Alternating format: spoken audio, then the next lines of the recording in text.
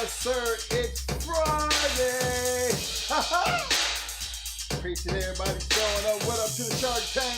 What up to the Shark Tank? Shout out to all my people hanging out there on the back streets. Y'all know what time it is. It's Friday. Hot Mic Friday, and it's hot. Hey, y'all don't forget to hit them like buttons coming in. Don't forget to hit them like buttons coming in.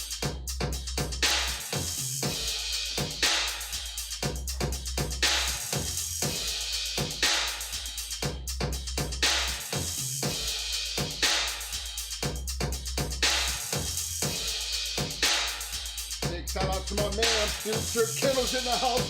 What up, fam? My man, Mr. Michael for good in the house. What up, fam? My man, Double M Despo in the house. What up, fam? Pressure Kennels Combine in the house. What up, fam? My man, Biker Family LG representing School Country in the house. What up, fam?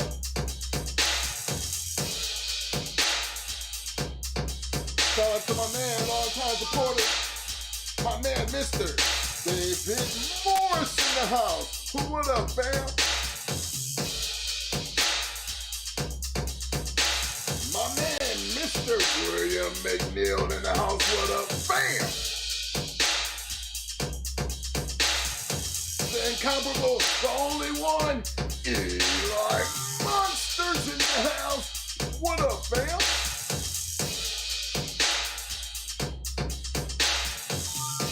My man, ODG Bulldogs in the house. What up, fam? My man, Martinez Game Dogs in the house. What up, fam? Yo, Oakman. What up, fam?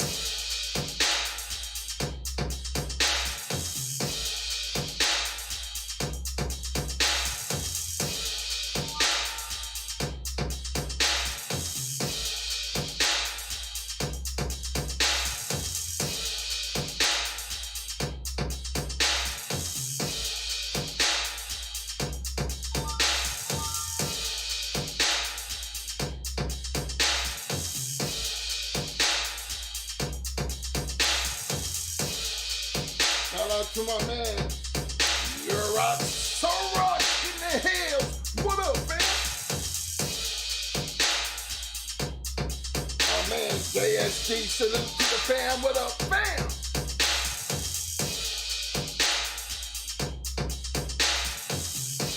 Yo, M1, hands down, M1 in the house. What up, fam?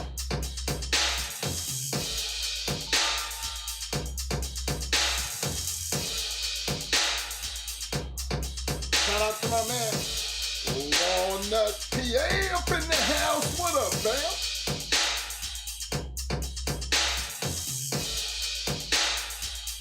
Shout out to the one and only Hamza the Lion Head up in the house. What up, fam?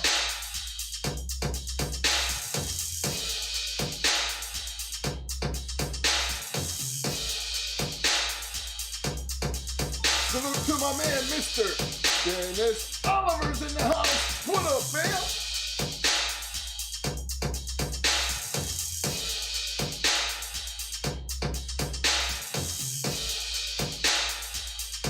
Yo, my man, Brad T's in the house. What up, fam?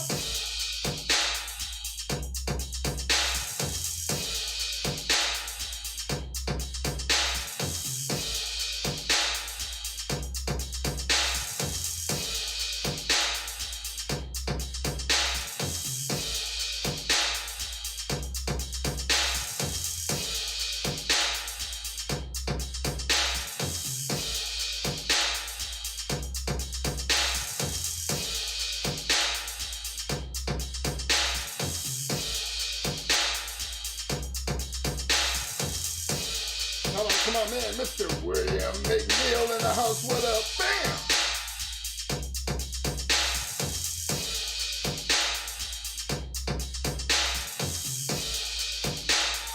Yo, my man Fresh, GSB up in the house. What up, fam? Big shout out to my man Built Ford Tough Kennels up in the house. Welcome to the show, fam. Built Tough Ford, as you notice, you done walked up in here to the Shark Tank, fam. As you notice, you got a whole lot of blue. Yo, man, don't cost you nothing to get that blue, fam. All you gotta do is a couple things. One of them things is show up. You done that already. The other thing is participate in the chat. It's important for me to see how you can swim amongst these sharks up in here. I mean, up in here. Say what you want, feel how you want. It's all right to agree to disagree. All we say is keep it respectful, fam. Anything other than that, all open head shots, everything.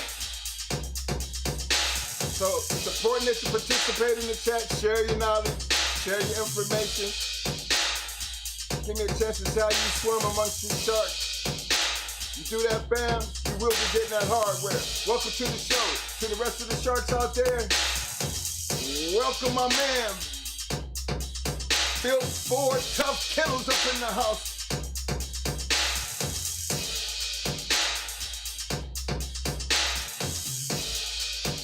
Big shout out to the Spike Brothers Kennels up in the house. What up, fam?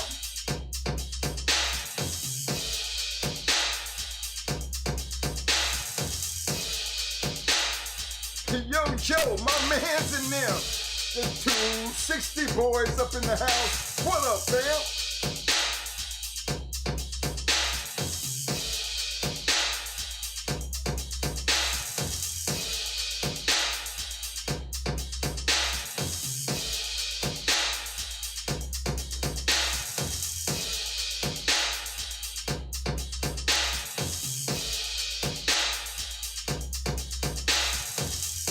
Y'all don't forget to hit that like button. Don't forget to hit that like button.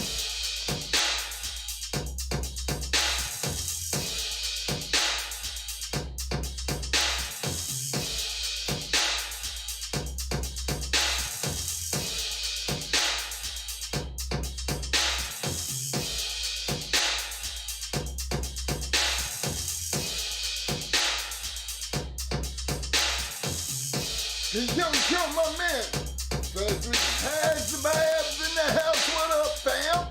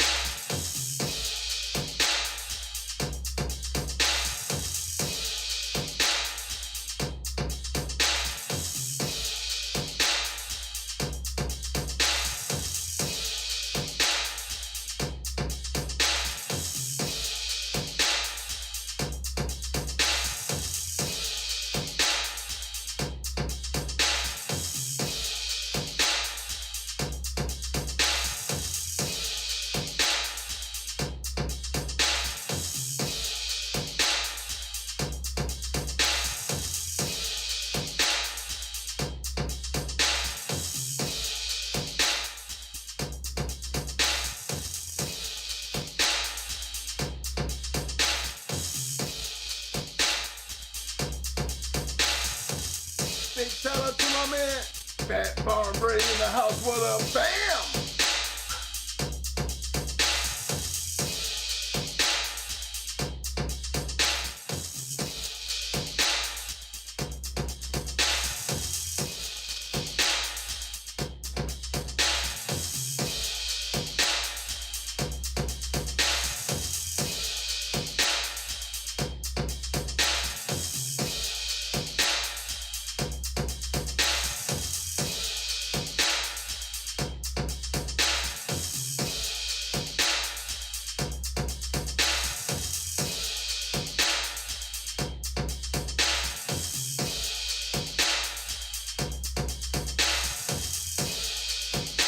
Big shout out to my man Styles. Kennels in the house. Yo, what up, fam? Big shout out to my man Arrowhead Kennels in the house. What up, fam?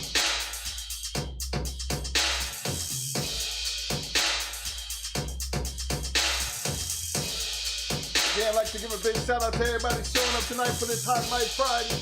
Yes, sir. It's Friday, the beginning of the weekend. For all my people on the back street, appreciate you people showing up. Don't forget to hit that like button if you haven't already done so. Don't forget to participate in that poll. Don't cost you nothing. Don't forget to participate in the poll, fellas. For all my new subscribers out there, if you haven't already subscribed, don't forget to hit that subscribe button. To all my sharks, public service announcement to all the sharks. We need to hit that like button. We need to hit that like button. We need to hit that like button. Yes, sir.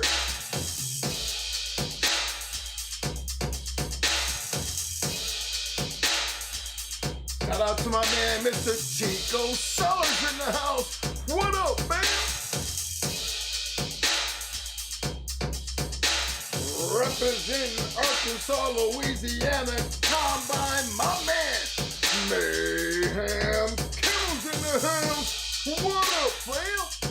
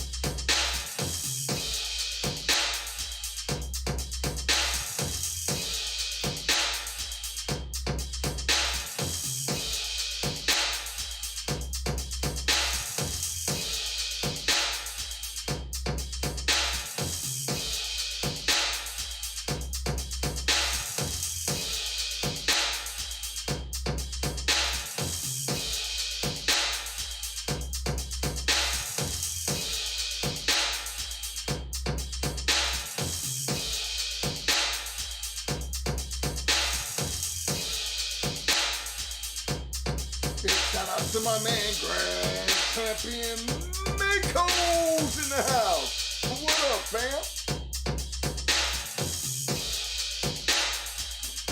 Hey, look here, sharks, y'all. Don't forget to hit that like button. Shark alert. Sharks in the water. There's sharks in the water. Stand clear, sharks in the water. Y'all don't forget to hit that like button. Appreciate everybody showing up for this talk. Hot Mic Friday. That's right, fellas. It's Friday. Ain't nothing like starting the weekend. I'll talk about them Bulldogs.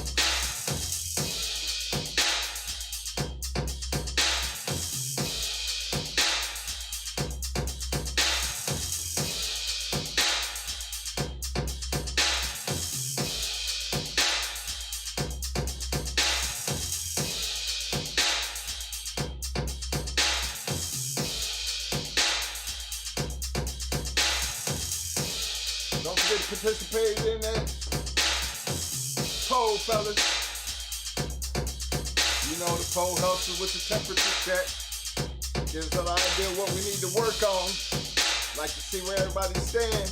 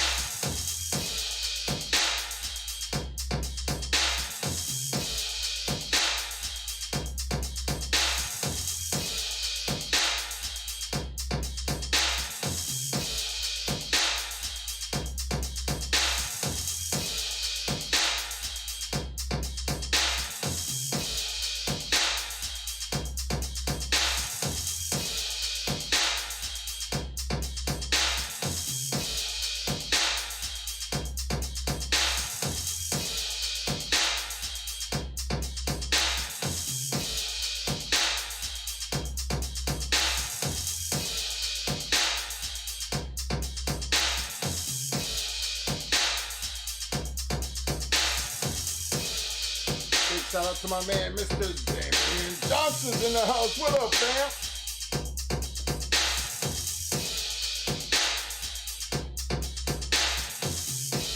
My man, Fort Lauderdale D up in the house. What up, fam?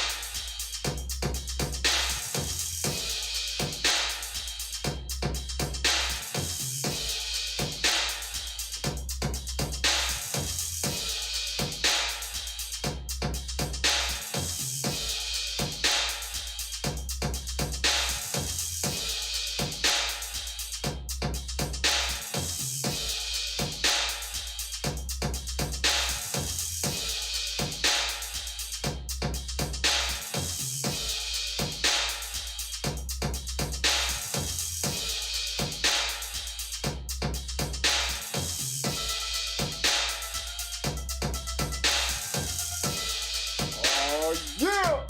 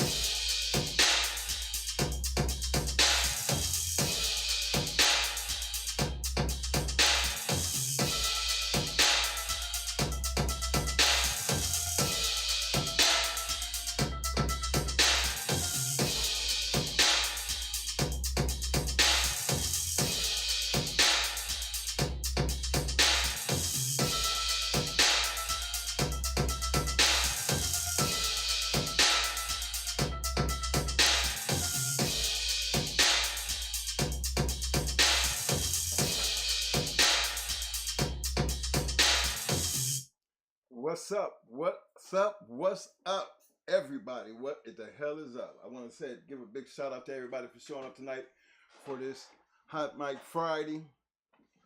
Appreciate everybody on the back street. You know what to do. Get them popcorns, get your shit rolled up, put that drink to the side, kick your legs back, and enjoy yourself. Before we start off this show today, I want to give a moment of silence to my man. You know, we lost a good one here, fellas. You know, I mean, when I say we lost a good legendary one, we lost one. The old War Eagle, Purple Heart. Listen, Army Vet, Bronze Star. Listen to what I'm saying. Purple Heart and a damn Bronze Star. My man, Mr. Harry Hargrove, passed. I think Eli Monster was trying to let us know back on Tuesday's show, and I didn't really catch it. Caught it a little later, so sorry about that, fellas. But we're going to give a little silence, you know, at least a minute for my man, R.I.P. to one of the best to ever do it.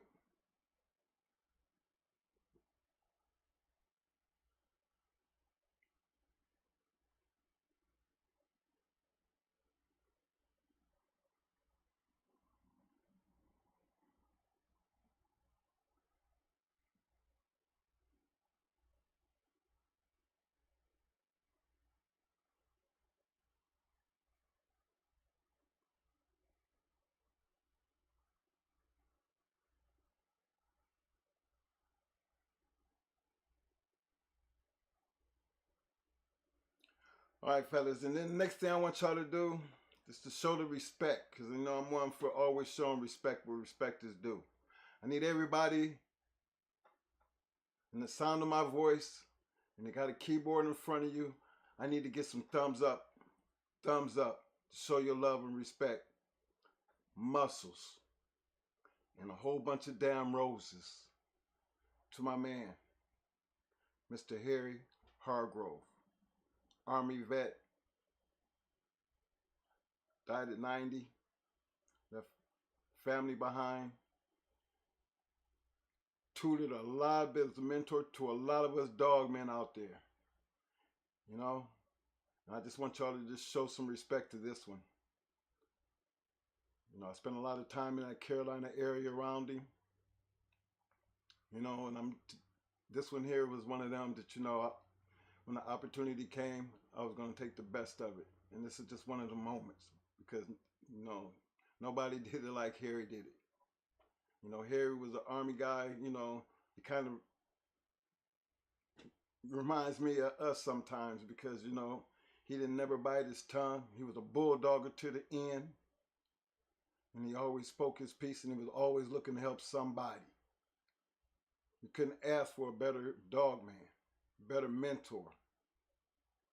You know, so I just need you guys just to show some love. Bronze Star, fellas, for those who don't know, that's a Purple Heart means, you know, you got wounded during combat. That Bronze Star, that means he got wounded helping and saving some people. That's big. You know, that's big. The man served 20 years for his country. 20 plus, to be exact. And that's a whole lot to think what he did for the country. Just think about what he did for the dogs. That's, you know, that's more, that's the Medal of Honor. He deserved the Medal of Honor for his bulldog, people.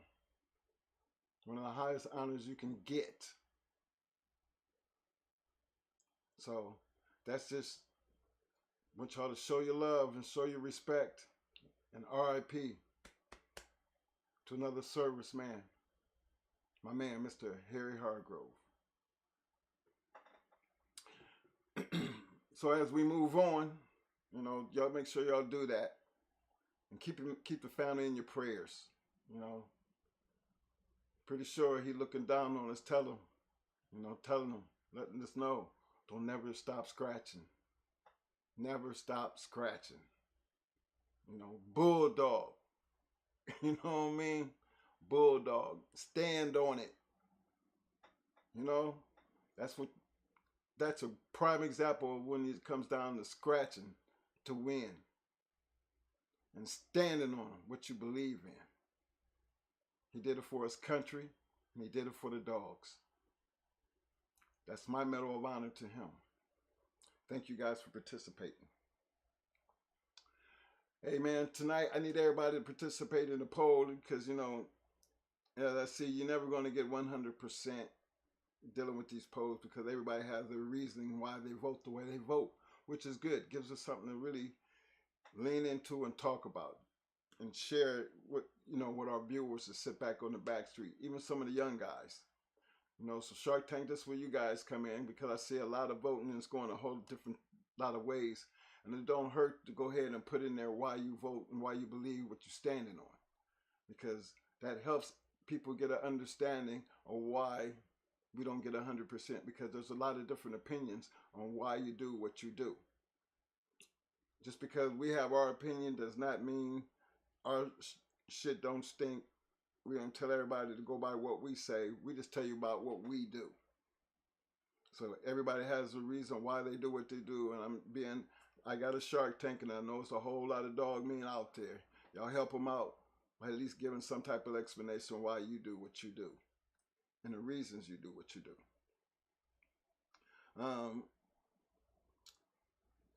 Outside of that, I need everybody to, you know, participate in the show tonight, you know, because we're going to be talking about conditioning. You know, there's so many components to conditioning.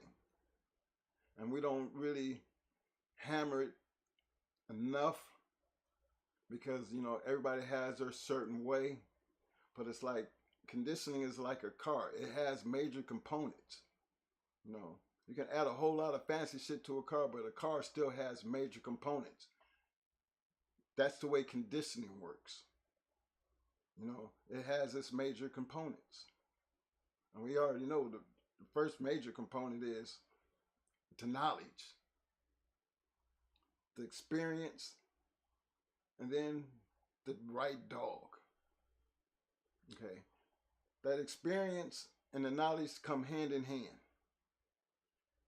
Like everything, when you first start off in anything, you're trying to gather up as much knowledge as you possibly can. I mean, everything has to have a start. And there's so many different keeps out here, you know, that you can try to make out your own. But basically, a keep is what works for you. Being able to get the right knowledge, and at least to create the experience you need based on the knowledge that you receive to make it work. The end results is going to be on the dog. It's going to show. And like everyone, you know, everybody's been down that road. We have all made our mistakes, but we have all learned to get better. But the thing is, if you don't have the knowledge, and you got a lot of information that's coming in, you got to cipher through that information and try to pick out what's going to be what you're going to use, because you can't use everybody's shit. It just don't work that way. You got to find something and then give it a shot. See, the reason I speak on that, because you can take so-and-so, what so-and-so said, and then you can read so-and-so said this, and then you're trying to do both things at the same time. And then when something goes wrong, who are you going to blame it on? You know, if so-and-so said this, why didn't you just try so-and-so shit? Because if you're going to try that shit, you stick to exactly what they say. You can't take two keeps and try to put them together, and when something goes wrong, where are you going to know where it went wrong at? You can't blame it on what? You're trying to put two things together and it don't work like that. You're going to make a mistake. That's why, you know, I press, do your homework. When you're doing your homework, you're taking something that somebody has did and they're putting it out there, and you see what it has done for them. You know, that's how I look at anything I deal with. You know, I take a look at what somebody did, what their results was, and see, you know, if they have other detailed information of if something's going wrong. If your dog does this, that means you're not doing this. If you see this, what to do to correct that. You see weight falling off, you do that. I mean, a good keep gonna give you all the pros and cons, what to look out for. If this goes to happen, what you need to do. I mean, to me, that's what a good keep does. Now, you get a lot of keeps that just put everything in order, give them this, give them that, give them this, give them that, give them this. But we all know every dog is not the same. So you kind of got to understand everything that you're doing in order for it to come out the way you want to. And that's why we're going to get a little bit more into detail and cover some of these things. Because again, we didn't use just no one person's keep. We use a combination of what we've seen from different people. And we tried to obtain based on what we seen and what we liked and what we felt was going to work. Now, how do we get to achieve that final product based on what we've seen? Because again, it's about the major components. You understand the major components, then you have to understand everything that you start adding to, you know, the intricate pieces of the keep, the intricate parts, the little things to help you get to the finished product. And I think that's what we're going to be covering tonight. So I didn't get a chance to see what my thumbs up and everything looked like, and you know what I mean, but I'm pretty sure with my Shark Tank out there, I'm pretty sure everybody pretty much knew Harry. You know, you've read about him, you've heard about him. How could you not? The man's a legend. So, you know, when we lose him like that, I hate to see people, you know, stand up when they're gone. You know, not being from Carolina, but spending my whole military time down there. And even after I got out of the military, I stayed. And we stayed basically in the same area, so we kind of basically we was around dog men. How could you not know Harry?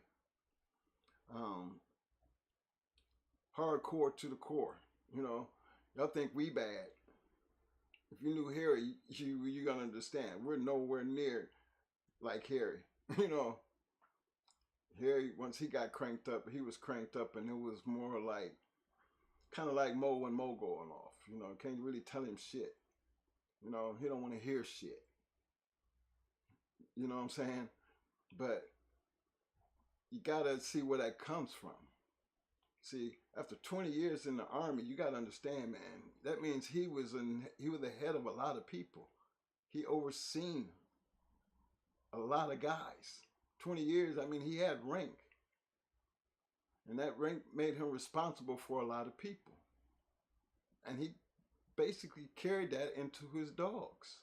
He expected certain things out of his dogs. He expected certain things from people. And if you couldn't, you know, do and work with him on what he did, he knew how to handle that. You know, sometimes that rubbed people a different way, but hey, you are who you are. Remember, we don't know each other personally, but once you learn the background of a person, you can't do nothing but accept them for who they are. You're either gonna like them or you're not. But the one thing for damn sure, he beat up enough asses, you can't do nothing but help respect him. You know? So, I'm gonna leave y'all with that, because, you know, sometimes for the ones like, I'm pretty sure I heard Eli Monster said that was his mentor. You already know my man Tony Wade, that was, you know, his mentor. So, and he, you know, as far as Tony went on and had a great career. So that's just who Harry was. You know, he wasn't stuck to himself. He had a lot of friends. And I'm pretty sure there's a lot of people out there to feel that right here. You know, so tonight we're going to dedicate tonight's show to my man, Bronze Star, Purple Heart, 20-year Army veteran, Mr. Harry Hargrove. Tony.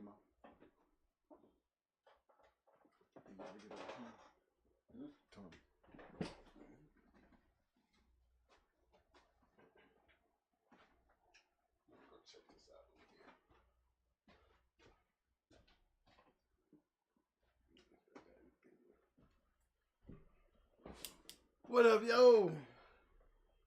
What's up? What's up? What's today? Friday? Yeah, well, you don't know? Nope, sure don't know. No, I really don't know, Jamie. I really don't. Okay, I'm looking for some stuff here. Let's see. Appreciate that, y'all, for showing the love. Appreciate that for showing the love.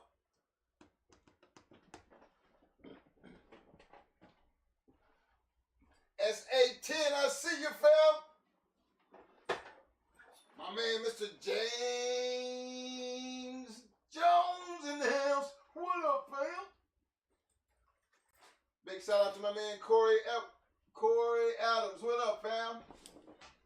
Done. I see you, fam.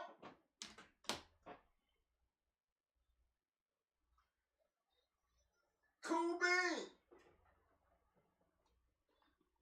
I see you, fam.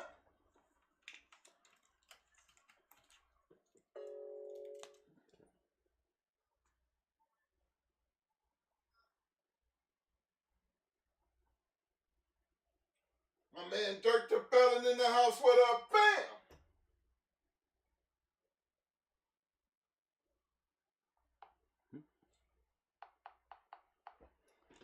Okay. Freeze! What up, fam?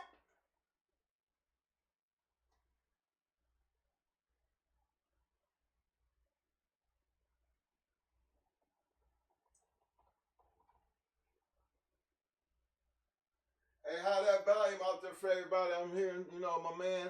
I'm listening to the show. I think the volume is just fine, but if y'all need more volume, y'all let me know. Give me thumbs up on the volume.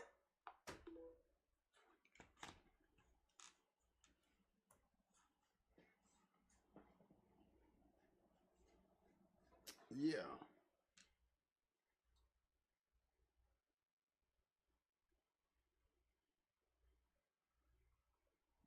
Okay, y'all. I think I got it together now. Trying to put all this stuff together right quick here. Man.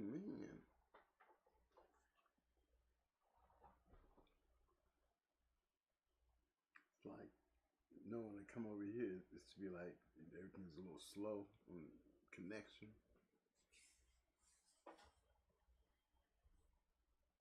All right, fellas, what's up, everybody? Trying to put this thing together here. I'm trying to get it loaded up. We're gonna have Tony Wade calling in tonight, y'all. You know, and on the other thing, on this conditioning thing, you know how I am. I can give y'all pointers, but a lot of the conditioning, like you said, the intricate parts, some people don't even know what those are. You know what I'm saying? Especially for what you conditioning for, what you know, it's just so many different things. One of the things, like you always hear me speak on, that everybody else don't speak on, you know, you hear some people say something about it, but don't everybody do it. And that's setting pace. You know, a factor that, you know, a lot of fast lane kennels use it, you know, but a lot of people don't. You know, and if you was to say, well, twin, what did that mean? Setting pace. Setting pace mean if you was doing something and you wanted to get something out of it quicker, then you have to train for it. You know, a lot of guys, they go up, they got their certain condition, they do this, they do that, they do this, they do that. And then you got some guys like Fastlane who has dogs that has talent. Talent is a prime example of being a good candidate for pace setting. Pace setting gets great dogs in trouble. You know, that's how good dogs lose to great dogs. You can start off being a great dog until you run across that one dog. You know, that night he was greater than you. And most of the time it's because of the plan that they used on you. I was showing you matches where matches go 20, 30 minutes, and you be wondering, well, that's a top lane, fast lane kennel. Why, you know, shit, he must have had some trash. Well, maybe he didn't have no trash. Maybe he just got out conditioned. You know, that's the key. Out conditioned. Out conditioned where you might have had a great keep, but you didn't have the type of keep that could hold up to this dog that came in here moving at such a pace that you gave up a good showing, but you couldn't keep up. Seemed like you ran hot, maybe because you wasn't used to running at such a pace. And a lot of them that doesn't run at such a pace get tired. And they get so tired trying to keep up that, you know, they fall off. And once you fall off, there's very hard times coming because you cannot recover, then you won't get back in. And that's why a lot of fast lane kennels, you hear them talking about, you know, pace, you know, especially me, because I like talented dogs, and I like having my dogs come in there and let's just get in there and just get things going, because the faster I can push you, it's almost like taking an alligator and taking him off land and putting him in the water where that's where he at. That's where he want to play. He can probably snatch your ass up on the land, but where he really want to take you is out there in that water where he's comfortable. See, and conditioning a fast pace is like an alligator in water. This is where he wants you to go. This is where he wants to be with you. If you're not conditioned to be there with him, then you're in a terrible storm, because you can't beat him at his game. Maybe you had a chance when you was on the the surface, messing with him, jumping on him, wrestling him, probably tying him down, locking up his mouth. But in that water, totally different thing. You're not ready for that. You might look like you're trying to hang in there, but sooner or later you're going to fall short, because you're not conditioned to do what he's good at doing in where he's at, comfortable where he at, and that's in that water. And that's how that pace thing works. You actually go in there and you put the dogs in a situation that they're not prepared for. They could be under great conditioning. Most dogs are really, I think most dogs have great conditioning. And guys they be mad when they see their dog running hot or tired, and they be like, damn, he wasn't in no good shape. But how do you know that? You know what I'm saying? How do you know he wasn't in good shape? He probably was in great shape. He was just not set for that type of speed, that type of pace that you put him under. Had him running tired. Once he got tired, then he was all held in, because now he's having a problem keeping up. What is all this shit here? I'm going to give a big shout out to my man, Mayhem Kennels. We're going to be coming through with the 99-cent piece. Appreciate the love, fam. Mayhem, we're going to be riding your train tonight, fam. Appreciate that, fam. So everybody, get your coins together. Get ready to get on board. Because tonight we ride Mayhem Kennels. Woo woo! Train tonight. Not the Mayhem Kennels. Yes, sir. Mr. Gunner, I see you, fam. Okay, what phone am I using? I think it's this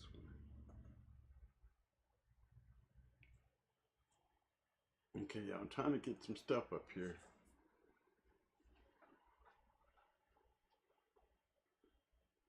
It's just always kind of slow when I'm connecting to a new system and stuff.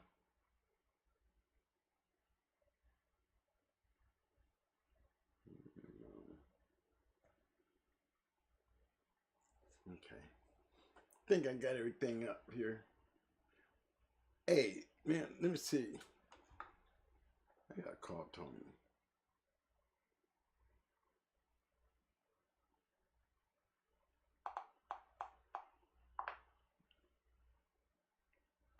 Dude supposed to be calling me, and let me see what's going on with him.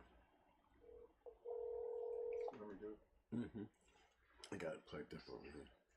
Bro, I'm on my tablet right now looking at you saying, Tony, we're in here right now. But then later, I got my phone, and I got my tablet. Phone but I'm on my tablet too. Okay. Let me go. I just hit a little here like when you call me, I'm right here in the damn thing hitting like Tony, we're here, fam. And I just told him, I'm on the tablet, and I got my phone with me. I don't know what's going on. I need to be on. I'm on both of them.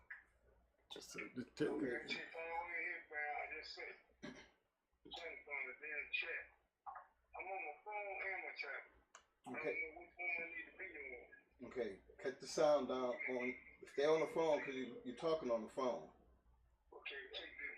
And I'm looking at you on the chat. I just sent you chat on the tablet. Okay, so on the. So right now, okay. So what I need to get on the phone? No, stay on the phone, but just cut the volume down on your tablet. Okay, hold on. I got a full speaker. Let me take the volume down on it. I need to go halfway, medium, low, or what? Yeah, because You live, and you won't be able to. You live, so you won't be on time. You're gonna be behind. Okay, so your live. How far do I need to go down on the tablet? I'm looking at you right now. I'm on the tablet. Because if you're on the phone, you like me and you talking, we just be talking like this, but it's gonna be slower on your tablet. Okay, so just still, do you just turn off and stay on the phone? Well, you can stay on the phone and just watch the chat. You know what I mean? You can still see the chat and watch the show. But I don't want. Chat on the tablet or the phone? No. You talk on the phone? No, talk on the phone, but watch your chat on your tablet.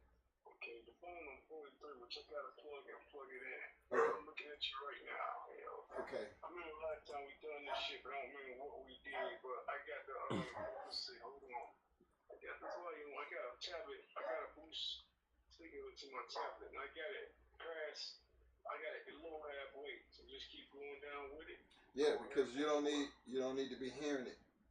Okay, so what I need is just go all the way down on the tablet. Just go all the way, take the volume all the way up on the tablet. Yeah, because you can hear me talking on the phone, right? Yeah, I'm going right now. Okay. Yeah, so you just want to be able to talk on the phone. Just turn the volume down. Speaker connected to the tablet. I'm turning that volume all the way down, so I can't hear shit on the tablet. I'm just talking to you on the phone. Right, because remember, everything that you're saying is going to be coming back, and it's going to be behind what you're saying. So I don't want you to get confused by that. I don't know shit about this shit, Reese. But now I got the volume all the way down on the tablet. I'm on the phone talking to you. Okay, that's where we at. I'm finna plug you in, okay? Okay. Just after what you asking.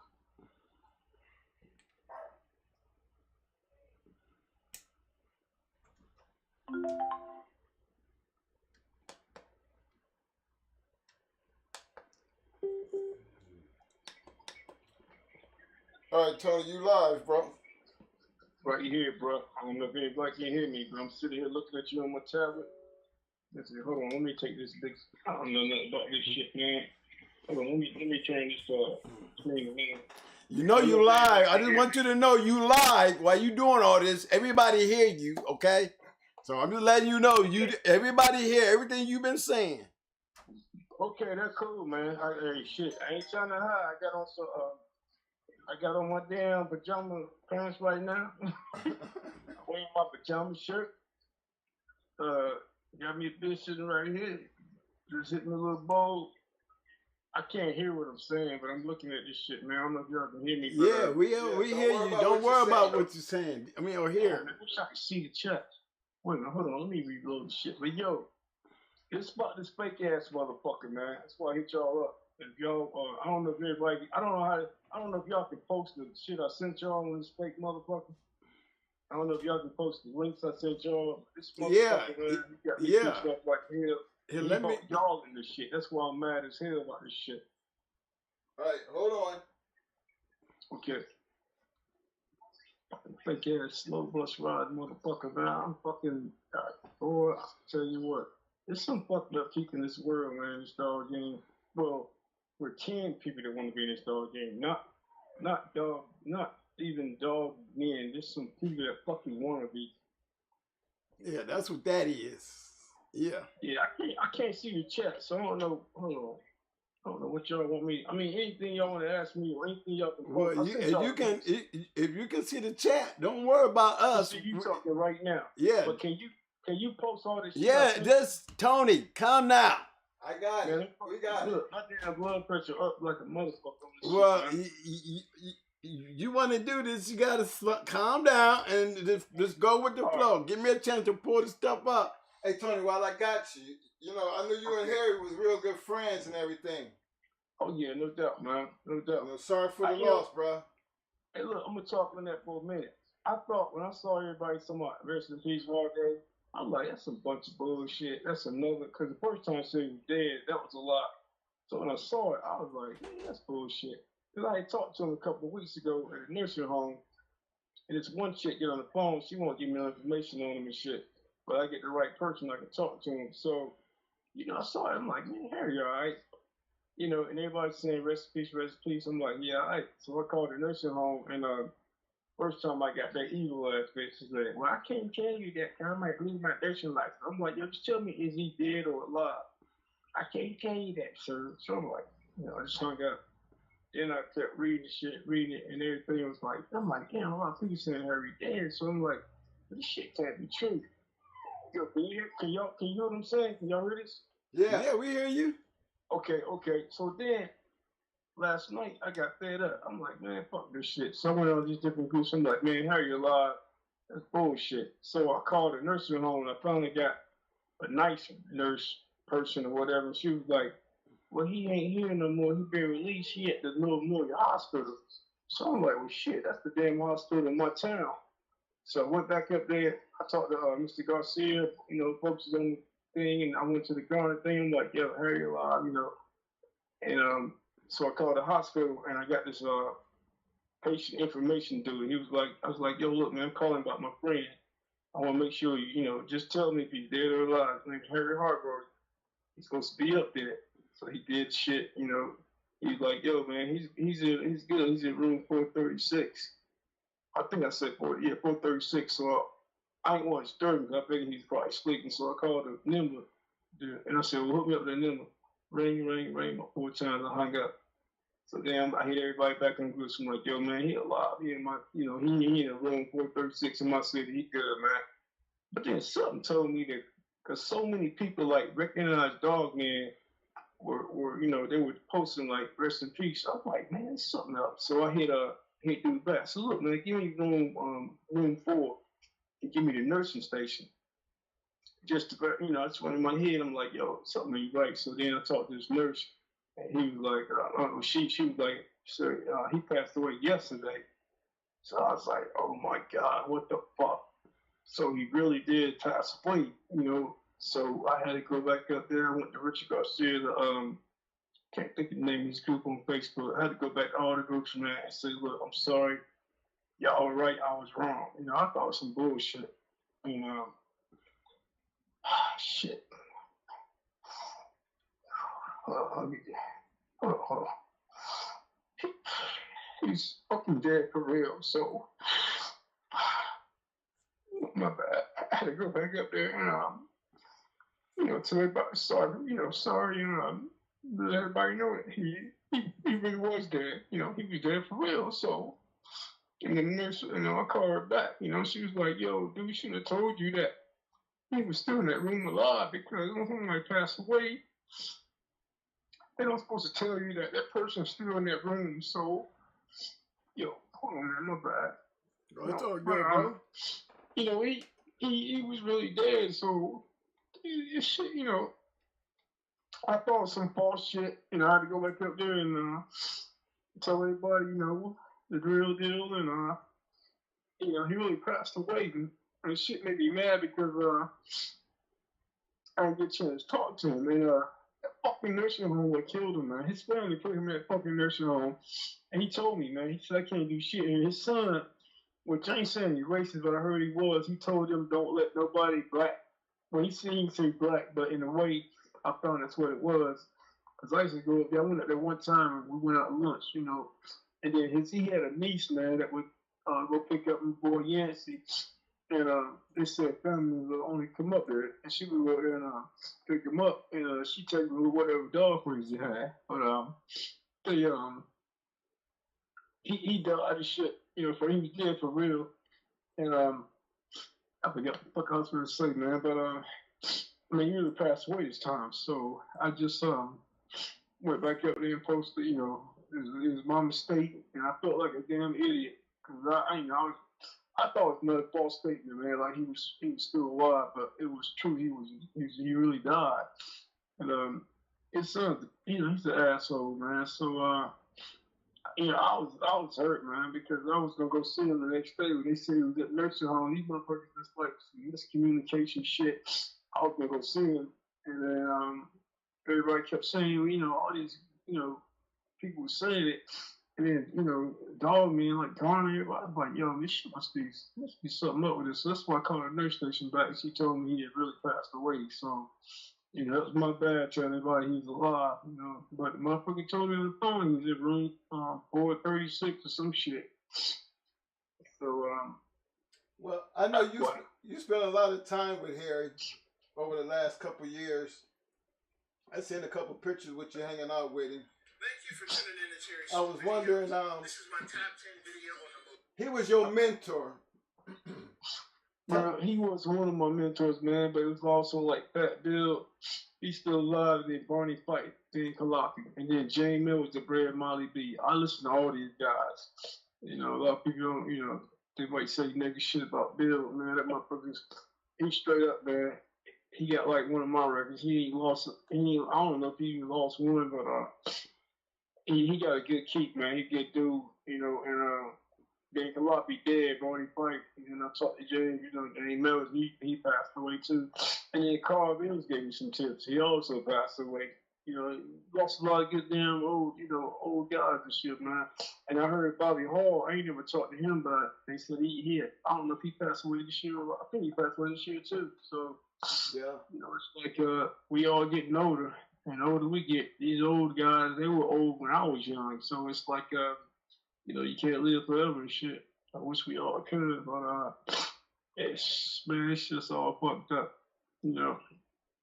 Uh, I ain't gonna get on that subject with that dickhead dude right now. We want to keep talking about other things. Like I have questions they can ask him. Yeah, we're gonna get back. We're gonna get to that, but we're gonna give. Yeah, we ain't got to talk about that. Anybody seen this shit by this dude that I put a dog on Craigslist for an old friend of mine. That's he's a war veteran. He's a veteran of the military. He's about 92. He had put a nursing home, put an ad placing on Craigslist, trying to find a home for his dog. Yeah, this big ass pretty dog, pit bull mix. I placed the ad on Craigslist on my Facebook, free to a good home. And this dude he called me on the phone. I said, phone calls only. This one guy called me because everybody's texting crazy shit like, yo, what's up with the dog? And I could tell they were like wanting to try to, you know, get him to. And this dog was a pet. I mean, he's about 70 pounds, and I put him on Craigslist free to get home. Some guy hit me up, you know, I want the dog. My dog died. He's 14 years old. I need that. You know, I got goats and horses. I'll come get him. He come get him this past Sunday. Oh, his wife William was supposed to call me back when he got him settled in. Said they'll put him in a 10 by 10 fence and get him settled in for about 4 or 5 days. Then let him loose and stay loose. Motherfucker called me back. It was like the night of the Dallas Giants game. So I kept calling. He started hanging up on me. So I went to Craigslist, asked about him, described him, and then motherfuckers, I put him on Facebook. People hit me up all over. Couldn't find out this motherfucker got 50 dogs, you know, 50 pit bulls, which that's his business, you know, pretty lot to me. And then the next thing he had YouTube, this dog, this free mixed pit bull on his YouTube as a root cane bred dog that he's gonna put back in his program. I put all that shit out there. His shit is Rocky, spelled ROCC. You don't know. He must got dyslexia or something because he said that Going Hard Kennels was my podcast. So he probably can't. He probably can't fucking read because nothing like that says Tony Williams Black Dragon. But he posted this YouTube video. I found out about him up. Yo, listen, you know, let me get my dog back, man. Just let me get him back. He posted he was I sent regional the YouTube link. I don't know if you can see it up here, but yeah, I'm trying to get it out now. Go ahead, just keep going. Yeah, it's a link, but you know, everybody knows this motherfucker's name is Rodney Fort, Fort. I got his phone number. He's some backyard wannabe. He goes to dog pounds, and I got pictures of that too. He goes in and gets these dogs that be adopted, and he rescues them, and then send them on pictures with him and his homeboy standing around throwing up gang signs. Somebody said he's good with the Wilson Sheriff County or something. He must be because you can't go to a dog shelter and adopt a dog without getting that dog spayed or neutered. But he's getting these dogs, they're not spayed or neutered. He's posting them up as being these well-bred dogs. He got papers. Evidently, he must got papers. And look, while I'm talking, recently got to post all this shit. If anybody want to hit me up, it's Tony Wade. I'm on Facebook. It's the same picture on my YouTube. Hit me up. I can send you the ad. He posted it and everything because he probably he's got a little crew of like probably under 30 people that believe his shit. He's some fake ass dog preacher wannabe, but you can hit me up every time I try to post. He deletes my post, but I got a post of the actual ad I posted. You know, pit bull needs good home, and then I got the shit he posted the next day on his YouTube talking about, yeah, this is a Lutheran dog. And then he posted another video on his channel. He couldn't even look at the fucking camera. He's lying so bad. I'm like, I want to tell y'all about this Tony Wade. I mean, this is a good, you know, if you listen to his story, man, it sounds like a fucking fake ass Jim Baker somebody. He talks a good game for people that don't know shit about dogs. But, you know, you know, it's good that everybody saw this shit and they know me. They know he's a piece of shit. Because after he got the dog from me, he went answer back. I was on it from day one. I posted the video. People sent me the video of him saying he got this Lucane dog. I can't even picture it. I'm so fucking mad, but he got him posted of a Lucane dog. Hit him back. He saw the mistake. Then he posted a video of me, which I forgot. I think I sent Reese the link, but Yeah, saying you I'm did. a cop. Yeah, he's trying to retrace his tracks and you know, make the excuse why he said he got caught in the lie saying he was a Lucane dog, saying that I posted the ad saying I had a Lucane dog for sale and it's bullshit. Yeah. And he said, I bought this dog from Tony Wade and he charged me this. And then he came back and said that he wanted his dog back. He didn't think he was the right dog. What kind of shit is that? Fucking straight retard motherfucker. I hit him back, wrote him a long text. I said, yo, you fucking just made yourself look dumber, more stupid. You know, he don't realize I was on his ass from day one. And everybody saw the ad I really posted and I told the story about him. So now he's trying to cover his tracks for his little short bus fans he got. You know, it was probably like maybe 20. Some dude hit me up tonight. He thought it was true. He's like, you a piece of shit, blah, blah, blah. I said, hold, calm down, bro. I sent him everything. He was like, man, I apologize, Chief. I said, bro, look, man, you know, I got poodles and shit now. I got my chickens. I got pictures coming from Mike Tyson. I mean, I talked to Tyson on the phone one time. Not to brag about it, but I said, yeah, that was my patch, you know. It ain't saying I ain't still throwing shit, but you know, that motherfucker's late. What shit he's talking about? Only truth be told was, yeah, I did have game dogs, I did have champs, grand champs. Only thing he's lied about is talking about I'm the police. Like I said, white chick, she saw my shit and she called me up. Oh, fine as hell too, by the way. No disrespect, man. She fine as well. I mean, she ain't got no damn husband, nothing either, but he got her horse from her. The horse ain't got no kink. The horse can't be ridden anymore. He gave him some pickpocket, pulley, them little short ass blue dogs, and he got her too. She saw my shit, called me up. I told her what he did to me, and you know, that was it. She called the fucking Wilson Army enforcement and told him about her horse and her pup, and then told him about me too. And me not knowing, I want to call me up on the phone, some damn detective, something weird. And he's like, this Tony Wade? No, he said, this Tony Wade? I was like, yeah. And I told him, what's up? He was like, yeah, this woman told me, blah, blah, blah, about this guy that, he you know, got a horse and her puppy, and she know he was a piece of shit, basically. And she also said he got your dog. I said, yeah, he did. I sent him the same post I sent you, Reese. I posted, Philly Pit Bull needs to get home. I said, yo, you know, it ain't no rat, no shit like that. But this motherfucker ain't, like, he was a, like, real dog, man. I would try to talk to him and say, look, man, this ain't right. This motherfucker is a piece of shit backyard wannabe.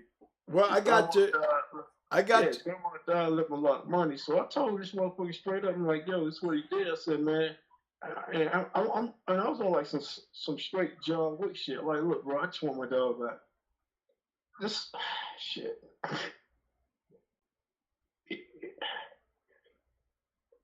He ain't nothing special about this dog. I mean, he ain't fucking paid for it, nothing. He just, you know, he's my homeboy's dog. And I like him. He's a real nice dog. You know, it ain't nothing special about him. I was like, yo, I just want my dog back. So, hey, this motherfucker supposed to be about me. Talking about, yeah, sure. Trying to wake a cop, cause we check the car, and you know, I would be fucking talking like this, but motherfucking he claims that the dude asked him where the dog were, he wouldn't tell him, and man, it's fucked up. Like, I want to take my AR-15 and I ain't trying to go to prison, but I just want to fucking find smoke. I just want to fucking shoot the folks' fucking kneecaps.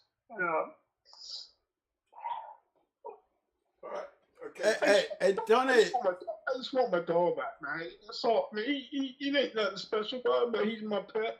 I promised my homeboy, just like recently with you, and you was like, you know, something happened to you, he's like, till you take care of my dog. Right. I like the dog, man. It ain't about like, there ain't no money or nothing. He got that dog free. Well, I got the post up here right now. I got your ad Man, up. And here's a picture of the dog with the ad on, all right? So here, let me bring everybody up to date. This is the ad that he put out. And it clearly says he's trying to find his dog a good home. All right? But there's more to it, though. Hold on.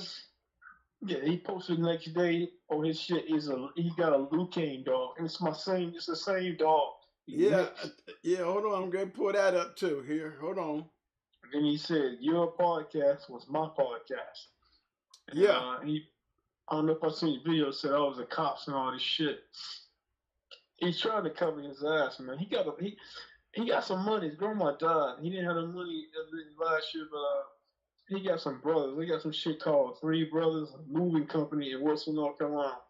The picture I sent you of him, the second ugliest motherfucker on the left looked like the short ass fucking what's that movie called? The short ass motherfucker, not the Keeble L's, but he's on the left. They got the company together, and they don't know who that fucking crackhead motherfucker is in the middle, like he's taking fucking crack and methamphetamines, whatever. But that's the cool boy picture. And he's that far motherfucker. And motherfucker scared me right now, I'm telling you. He talking about, I blocked this motherfucker. I don't know what's in the video he'll meet him like, yeah, I blocked him. And he can't look in the camera. Well, I'm gonna play this other video. I'm gonna play his video. Yeah, but hold on. Hold on. He won't even answer me. Hold on. Man, I apologize for crying shit. I don't usually cry for no shit. Okay, well, I'm gonna play his video. Yeah, man, that dog is like he's not my buddy, man. You know, almost a straight John Wick shit. You know, that's what my dog. Hold on, man. Okay, I ain't gonna say nothing. Let me start it over. All right, y'all. This is his video. This is the same dog. This is the next day after he got the dog. Did you show the Lucane video? Yeah, come on, man. Let me play it now. Just playing right now. I can't see shit. I know. Okay, don't worry. I'm going to start it over so everybody can hear you talking over it. So I want them to hear what he's saying. All right, hold on.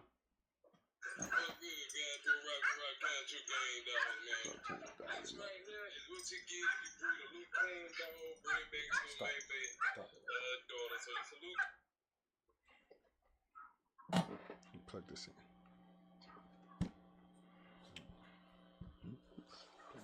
Where I plug it in at? Right there. Oh, right there. Yeah. Okay. Yeah. Put it this way. I can't do it so far. Yeah. Yeah. Hold on. Hey, Junior's son here. All right, y'all. I'm gonna start it over. Hold on. Well, good, guys. We're rock, country gang dogs, man. This right here is what you get if you breed a Lucane dog, bring back to a Maybach daughter. So this is a Lucane Jr. son here, bred back to a Maybach daughter. And they sure produce some big dogs out of this litter here.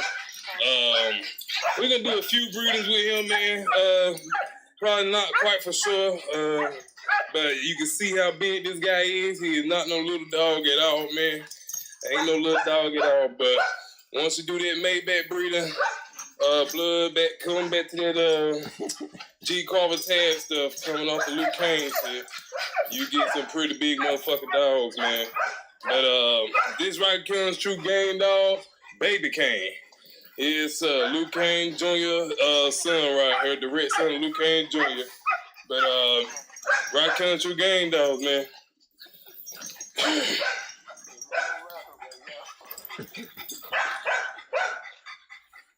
Y'all hear that shit? If you're getting ready to go on Medicare. Hold on.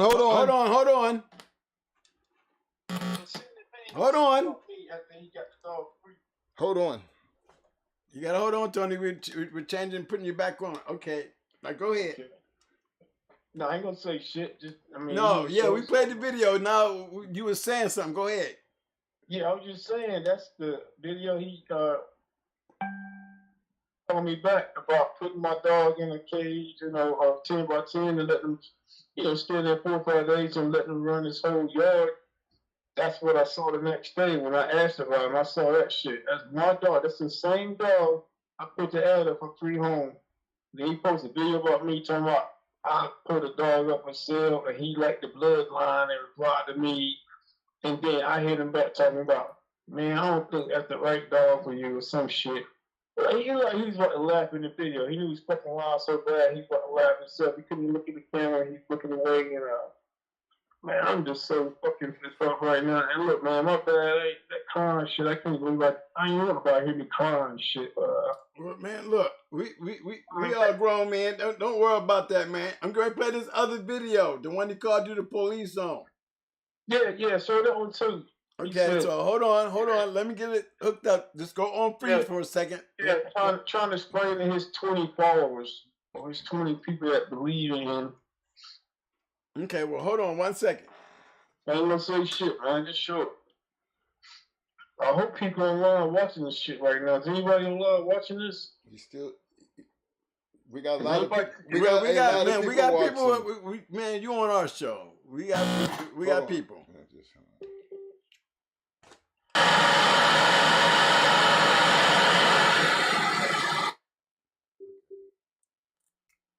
Right now. Yeah, hold on, Tony. We okay. Dealing with this sound so we can get everything in there now. Okay. You got to bear with us now. Right. Okay, man. Hey, look, I ain't gonna say shit. I'm sitting here on my cell phone. Okay, you on my tab. All right, then. Here we go. That's the ad I posted. Yeah, we passed all that. You're catching the delay. Okay. What's good, guys? Your boy Rocket from Rocket Kennels, True Gang Dogs, man. So, I'm going to give y'all a little story time on what happened, what went down with Mr. Tony Wade, goddamn. Cause I'm going to just be real. Like, I ain't even going to say I sugarcoat a goddamn thing. So, anyway, man, long story short, but it's still a good little story. So, Mr. Wade, goddamn, not knowing that Mr. Wade that, you know what I mean, posted a dog online for sale, alright? Yeah, he didn't know who the fuck I was. Go ahead. I like the bloodline. I like the dog, you know what I mean? And I ended up contacting him, you know what I mean? Ended up contacting him and shit like that. And talking to him about it like that. I guess, I don't know, he wanted the dog to go to, just put it like this, how we say a non-working camp, you know what I mean? So, you know, Rocket Kennels, True Gang Dogs, you know what I mean? We hit them up. We spoke to them, Tony! I mean, not saying who I am or anything like that. Not discussing who I am, never came about who I was. It was just me as an average person. If you contact me, and you want a dog, you know what I mean? And I'm going to tell you, guys, listen, I don't purchase dogs, okay? I don't purchase them. And I ain't purchased for a while, but the time that I motherfucking do, you see what I'm saying? The time that I motherfucking do purchase a goddamn dog, it all goes south. But back to the main part of the story. So him not knowing who I am and me not knowing who he is, okay? So I end up getting the dog. Now I get the dog probably about, you know, an hour or so after I get the dog and shit like that. I'm getting the phone calls on my phone, you know what I mean? Already doing it, annoying shit. Want to see what's up, make sure Tony! it's all good and all that shit, like everything good. Tony! Yeah. You're interrupting it. Let him play. Let him talk. Okay. All right, because we hear everything you saying. And okay. All right. I won't say that. I understand this shit. I respond. I talk. You keep doing this shit, I don't want to talk. There ain't nothing to talk about. I ain't no freshman. I ain't no new beginner. I ain't no rookie. I ain't no new jack. I ain't no none of that shit. You see what I'm saying? So anyway, he do that shit. You know, and I get a voicemail because I just start answering the phone at that point. Now you just doing too fucking much. You know what I mean? And still not knowing who he is. You know what I mean? And none of that. Like, not knowing Tony Wade or none of this shit or anything. And I'm going to drop the motherfucking, he got a YouTube channel. I'm going to drop that bitch right there. You know what I mean? So you'll be able to see who it is. a well-known dog man at that. You know what I mean? I had champion dogs, grand champion dogs, and did a lot of shit. You know what I mean? And you wouldn't expect that. You know what I mean? You wouldn't expect that coming from a dog man like that. So I ended up, checking my voicemail and shit like that. And, I never give my number out, my personal number out, unless I'm doing personal business. So I never give my number out of things like that. It's only the actual kennel number that a lot of people got, and a lot of people call to get in touch with either me or one of my employees or somebody. But anyway. I get a voicemail and say, I just want my dog back, and I'll give you money back, shit like that, and I just don't think it's a good fit. And I'm like, what? I'm like, no, nigga, no. It don't work like that. You know what I mean? You don't travel nowhere. You don't spend your money. And a motherfucker want their goddamn dog back. You see what I'm saying? It don't work like that. It don't work like that at all. You know what I mean? Especially if you giving no good reason for wanting your damn dog. Why would you put that motherfucker up for sale? Why would you want that motherfucker to go anywhere if you're going to change your mind after the fact that you got the money? You know what I mean? So I said, I called him and I told him straight, I said, man, listen, it don't work like that, bro. I said, that's the end of it. You know what I mean? I got the dog good. He here at a good camp, goddamn. I got plenty of fucking dogs, which would make a difference, but at the end of the day, you ain't getting them back. You see what I'm saying? Because that ain't how business work. You don't sell a dog, then come want the dog back later on after you find out that he going to a good camp. You see what I'm saying? So I ended up letting that shit go. I started talking to him shit like that. I said, I'm gonna just block this motherfucker. Ain't no point in this man having my phone number. You know what I mean? Man, tell me why today, y'all, the motherfucking detective called my goddamn phone. Called my motherfucking phone, y'all. Talking about, Mr. Tony Wade said the man, now he ain't keep that shit confidential at all. He said that man name, told me exactly who it was. He wanted a dog back, goddamn. And I ain't even give the motherfucker a chance to speak. I said, man, listen. I said, I don't do respect, son. I said, I done paid my motherfucking money. I done did all this other bullshit, like traveling, going to pick this motherfucker up. Ain't no way in hell nobody getting that dog back from me. I don't give a fuck if God, bitch. Ain't nobody getting that. You see what I'm saying? And that's just point blank. They want the address and all this shit. I'm like, I got multiple problems, but you would never get near one motherfucker address. You see what I'm saying? You won't get near one motherfucker address, man. And it's just a principle. You know what I mean? Like, why would you do that? Why would you call the law? And they had the audacity to tell the men that I was dog fire. So for everybody personal reasons and for your personal knowledge, Rock County 2 Gang Dog do not condone the internet bullshit or the act of 18, whatever number they got, because we don't do it. You know what I mean? That's what we talking about. But yeah, man, I keep situations like that. I still joke about things. I laugh about things because I try to tear you down no matter what level they use in life. And being a well-respected dog, man, you shouldn't have went that route, buddy. You shouldn't have went that route. I'd have never done that to nobody. And for you to do that right there, that's a low blow to the dog community. And for you to be on these podcasts and doing all these things, I'm going to drop the link of that. And I shouldn't even drop any information there because you shouldn't be recognized anymore as a dog, man. You know what I mean? You doing new generation bullshit because bulldog is rolling in their motherfucking grave thinking about what the fuck you just done. So Rock County 2 Gang Dog, y'all, that's a little short story time, but it was kind of decent. And I hope y'all enjoy this shit and everybody that wanted the story, man. We got facts, we got receipts about all this shit. So Rock County 2 Gang Dog, man. Tony Wade is definitely the motherfucking police. That's for sure. Black Dragon Kennels. Those Rock County 2 Gang Dog. Fuck with it, yeah.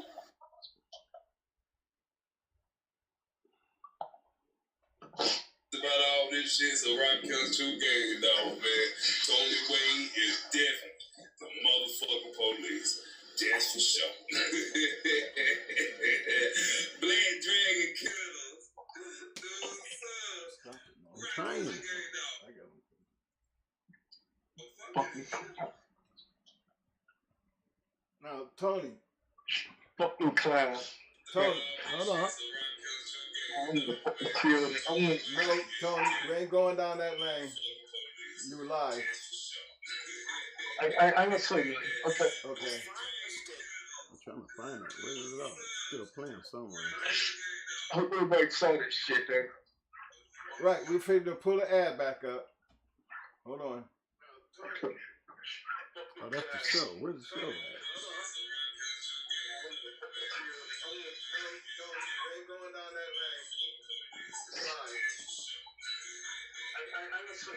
It's playing on here. Where's it playing at?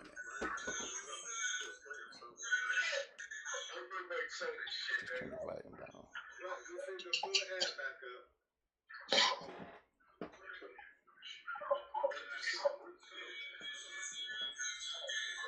At least, man, you can go back to your regular show. I'm still here, man. I ain't gonna say nothing, you know. Okay, yeah, I'm just just trying trying to know the fucking truth, man, about that shit. Yeah, I'm just trying to pull the. I'm trying to get the. Hold on, let me get it back up here. Here's the ad. Here's the ad, y'all. I had to put the ad back up. Remember, he said he paid for the dog. Yeah, man. I mean, as long as everybody saw it, man, you ain't gotta fucking focus on that shit. Just talk about guys and shit. That's when everybody see that shit. We gonna know that mother. You know what he. Well, we gonna put in what we didn't see today for sure. All right. One of the things we gonna put out there for sure today is just this shit here. Yes, right. Rock City, Game Dogs, Rock. Yeah, we got. I mean, we got it. We got everything. You know, we got it all on video, so you know they can always hit rewind. He ain't got Rocky RCKC. He got ROCCY. This is channel name, Rock. But we don't. We got it. We got his video.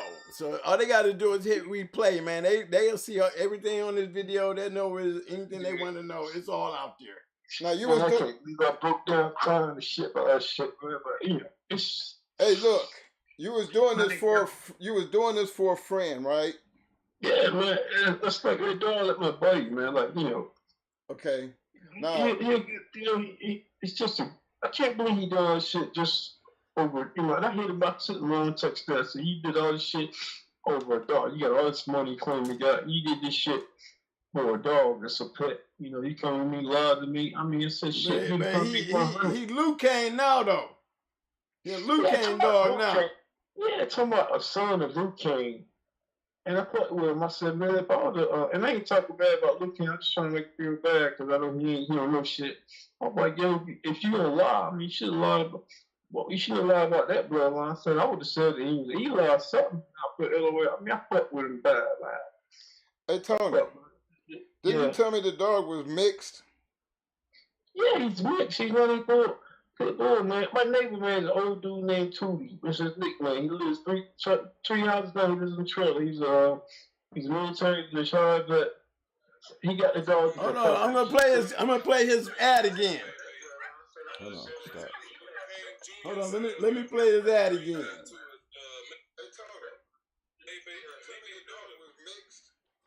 Let them see my ad too. My ad. Why am I hearing our video? I know I gotta find out where that is coming from. It's coming on somewhere. Well, my ad's just a post. It's not even a video. It's just an ad. You know. We got two videos. One of the dog being Luke King and one of me being a cop. That one. And you know, every shit you gotta keep playing that shit. People don't see it. Look, man, look, man. I got this. All right, let me do this. Okay, but look, I sent you that screenshot when one of his short those folks come up. So, Girl Horde called the police, and I was like, oh hell no. That's when I sent you that screenshot. The motherfucker must got dyslexia because he's saying that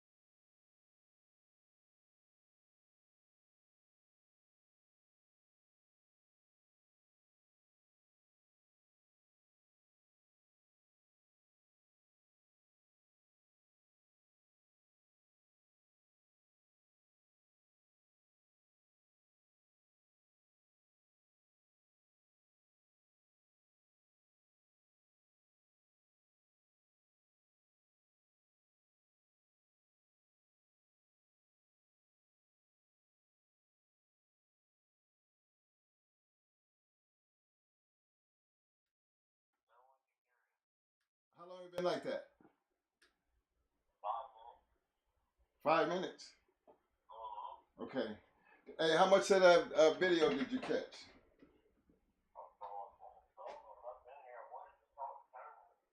Okay. Well, he'll be back on if you want to call back in. Yeah. Okay.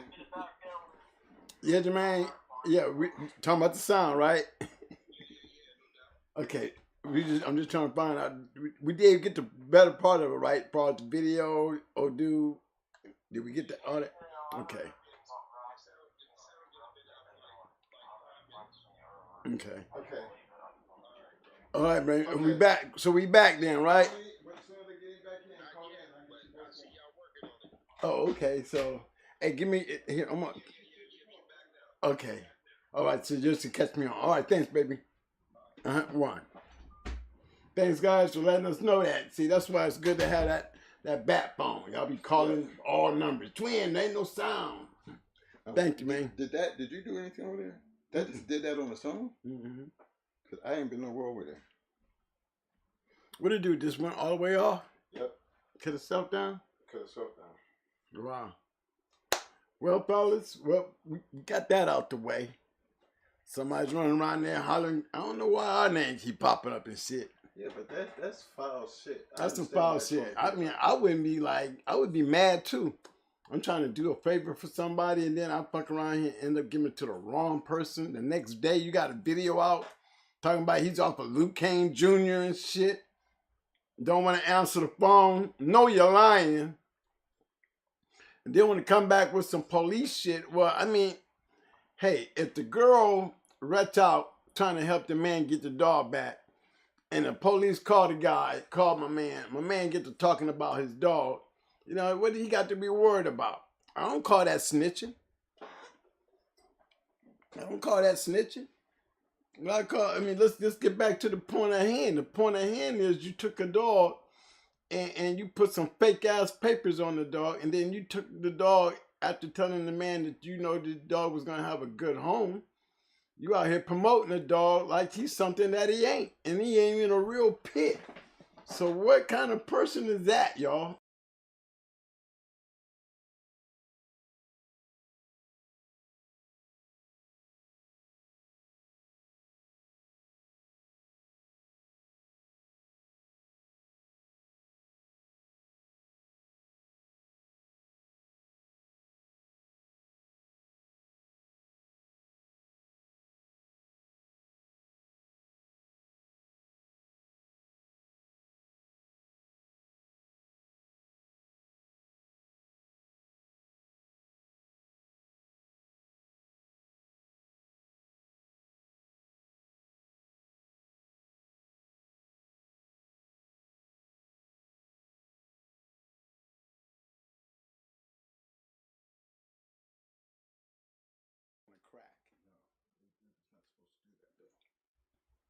Okay, y'all.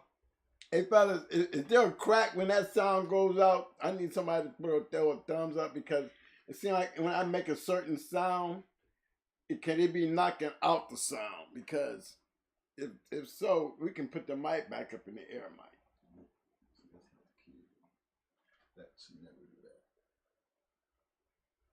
Because our sound has been behaving, but it's been like going out. Shit, I do crazy. My mouse is crazy. That mouse is jumping around. Where's the mouse at? No, it's on here. Mike Shad. Go ahead. Okay. Yeah, that was a good one though. That's a good one. I mean, I would be mad. I would be mad too. Man, come on, man. And then you're gonna turn around and put my name out there.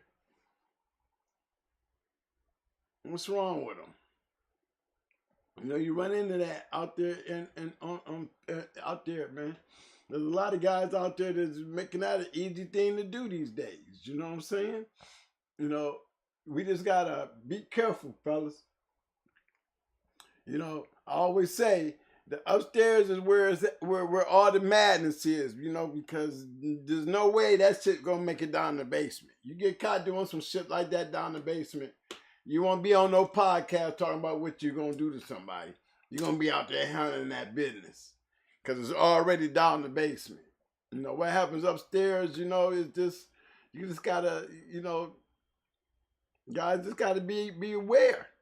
You know, I see it every day, a lot of fake ass people being out there doing something. That's your computer, ain't it? You know, I see people, you know, out there trying to be something that they ain't. And how do a lot of you guys, do y'all know the difference? It's showing like it's working over there. Okay, well, it should be back up because I noticed it. I think I got it back on. No, he's going to call us back. Oh. Yes, sir. Wait, you want to talk to Tony, mate? Yeah. Okay. Oh, he wants to talk to him? Yeah. Okay. Oh, Eli Monster? Let's see if I can get him up.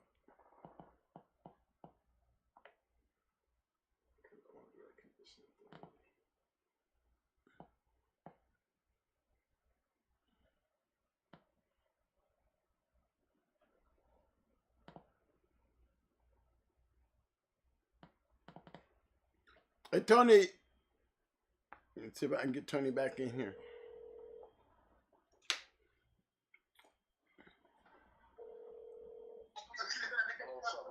Hey man, hey, we got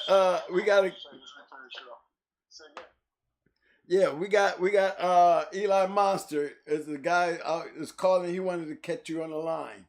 Okay, so hold on, okay? Okay, I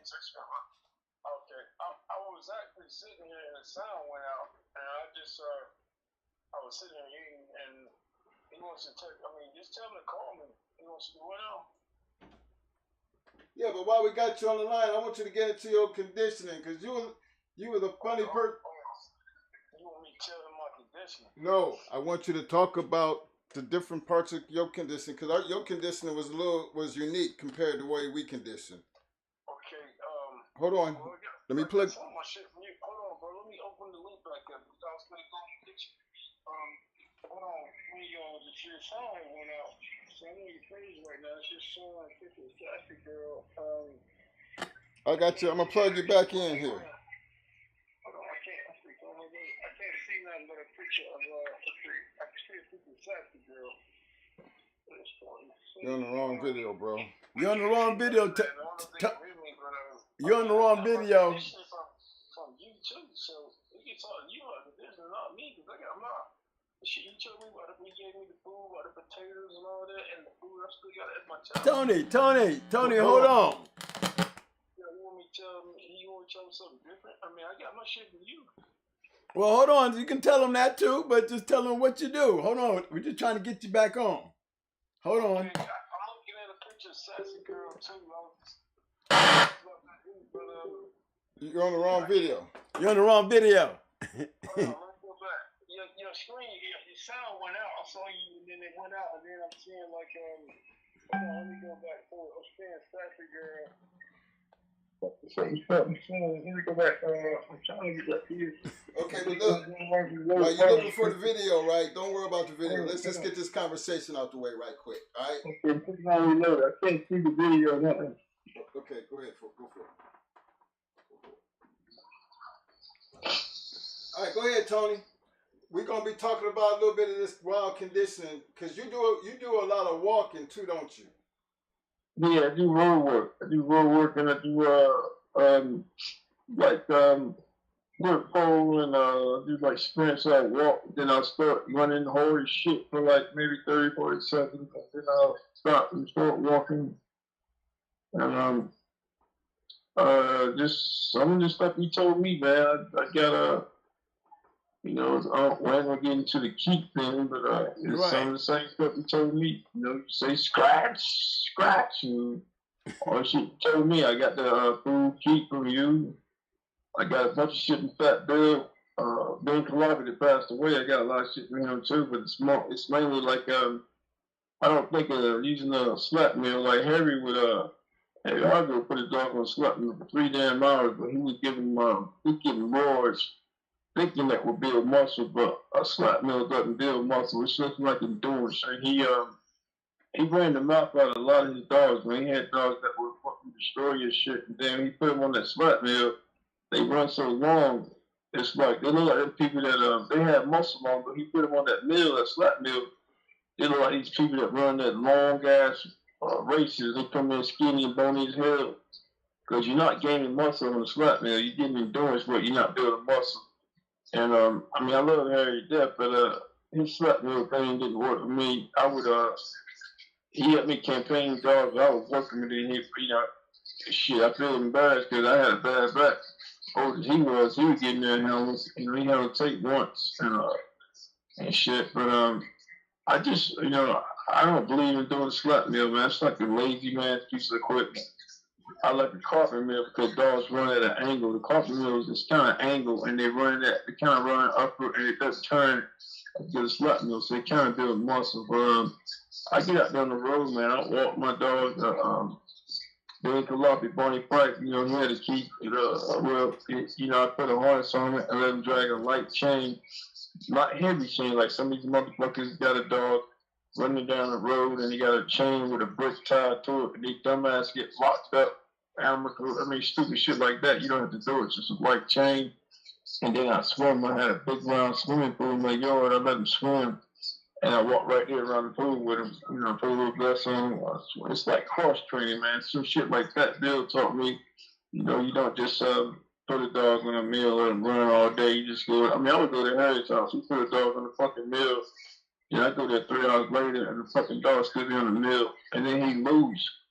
And it's endurance, but that dog is a stronger dog. This man that's being conditioned like like the way I strength training, like work.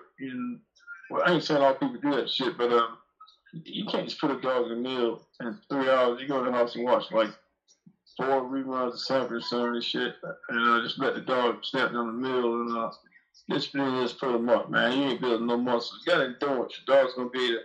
He might be able to stay there and longer than another dog. But the other dogs probably been work stronger, like on a strong conditioning program, and the treadmill dog. You can't compete against a strong dog that's been conditioned like I do my shit. Swimming in the pool, foot pool, weight pulling. I walked dogs 23 miles before. Your ass gonna be in a damn. Your ass gonna be in shape too. Like you gonna be in a damn condition of a damn keep. You go to the show to a dog, your ass gonna be in a keep too. You feel good as hell. I done that shit. I had diabetes and shit, and I started with type 2. Just can't eat no shit sweet. But you start working the dog the right way, man. Your dog will slap me, you go in the house. You gonna show up there with your dog. Your dog like, but you do a dog like cross train, the keep dog, the way I do my dog, your ass gonna be in a keep too. If any shit break out, you gonna be a scratch too on motherfucker, And I don't start no beef, nothing, man, but I'm just saying, man, the best way to do a dog is to just do natural, just work from like something you were doing natural. A dog on the slap mill is not natural, but a dog like walking in the woods, walking down the path, it's something natural they do. You ain't giving them fucking roars, no, just giving them good, I got a dog who cute too. Shit, I got Maurice. I don't know why he asked me to talk about this shit, because, shit, he helped me. He turned my shit, around too. Shit I had, I turned my shit around. I talked to Reese. A lot of shit. I still got shit wrote down he gave me to feed and everything. He taught his ass, well, it's fucked right on me, but, as far as the keep, man, I don't use no treadmill. So how long do you walk them, and what's the distance? Do you have a distance, or you just have a time to just be out there?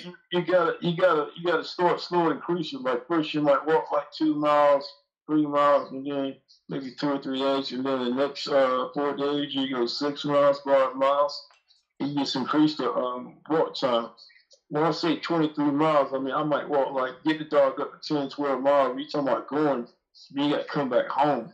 So you're not talking about going, you're not saying going 23 miles straight. You're talking about going maybe 10, 12 miles when you build it up, and then coming back 10, 12 miles. And that builds up to 23 miles. You don't, like, you don't walk a dog 23 miles straight whole. You just do, like, you go, like, 2, 3 miles, then you come back. At 2, 3 miles, you go 3 miles, come back, that's 6 miles. You know, if you build up 5 miles, come back, that's 10 miles. You just, you know, you count the go and come back. You don't count just going straight. When I say 23 miles, it might be like I walk like 11 and a half or 12 miles and then come back. That's 24 miles.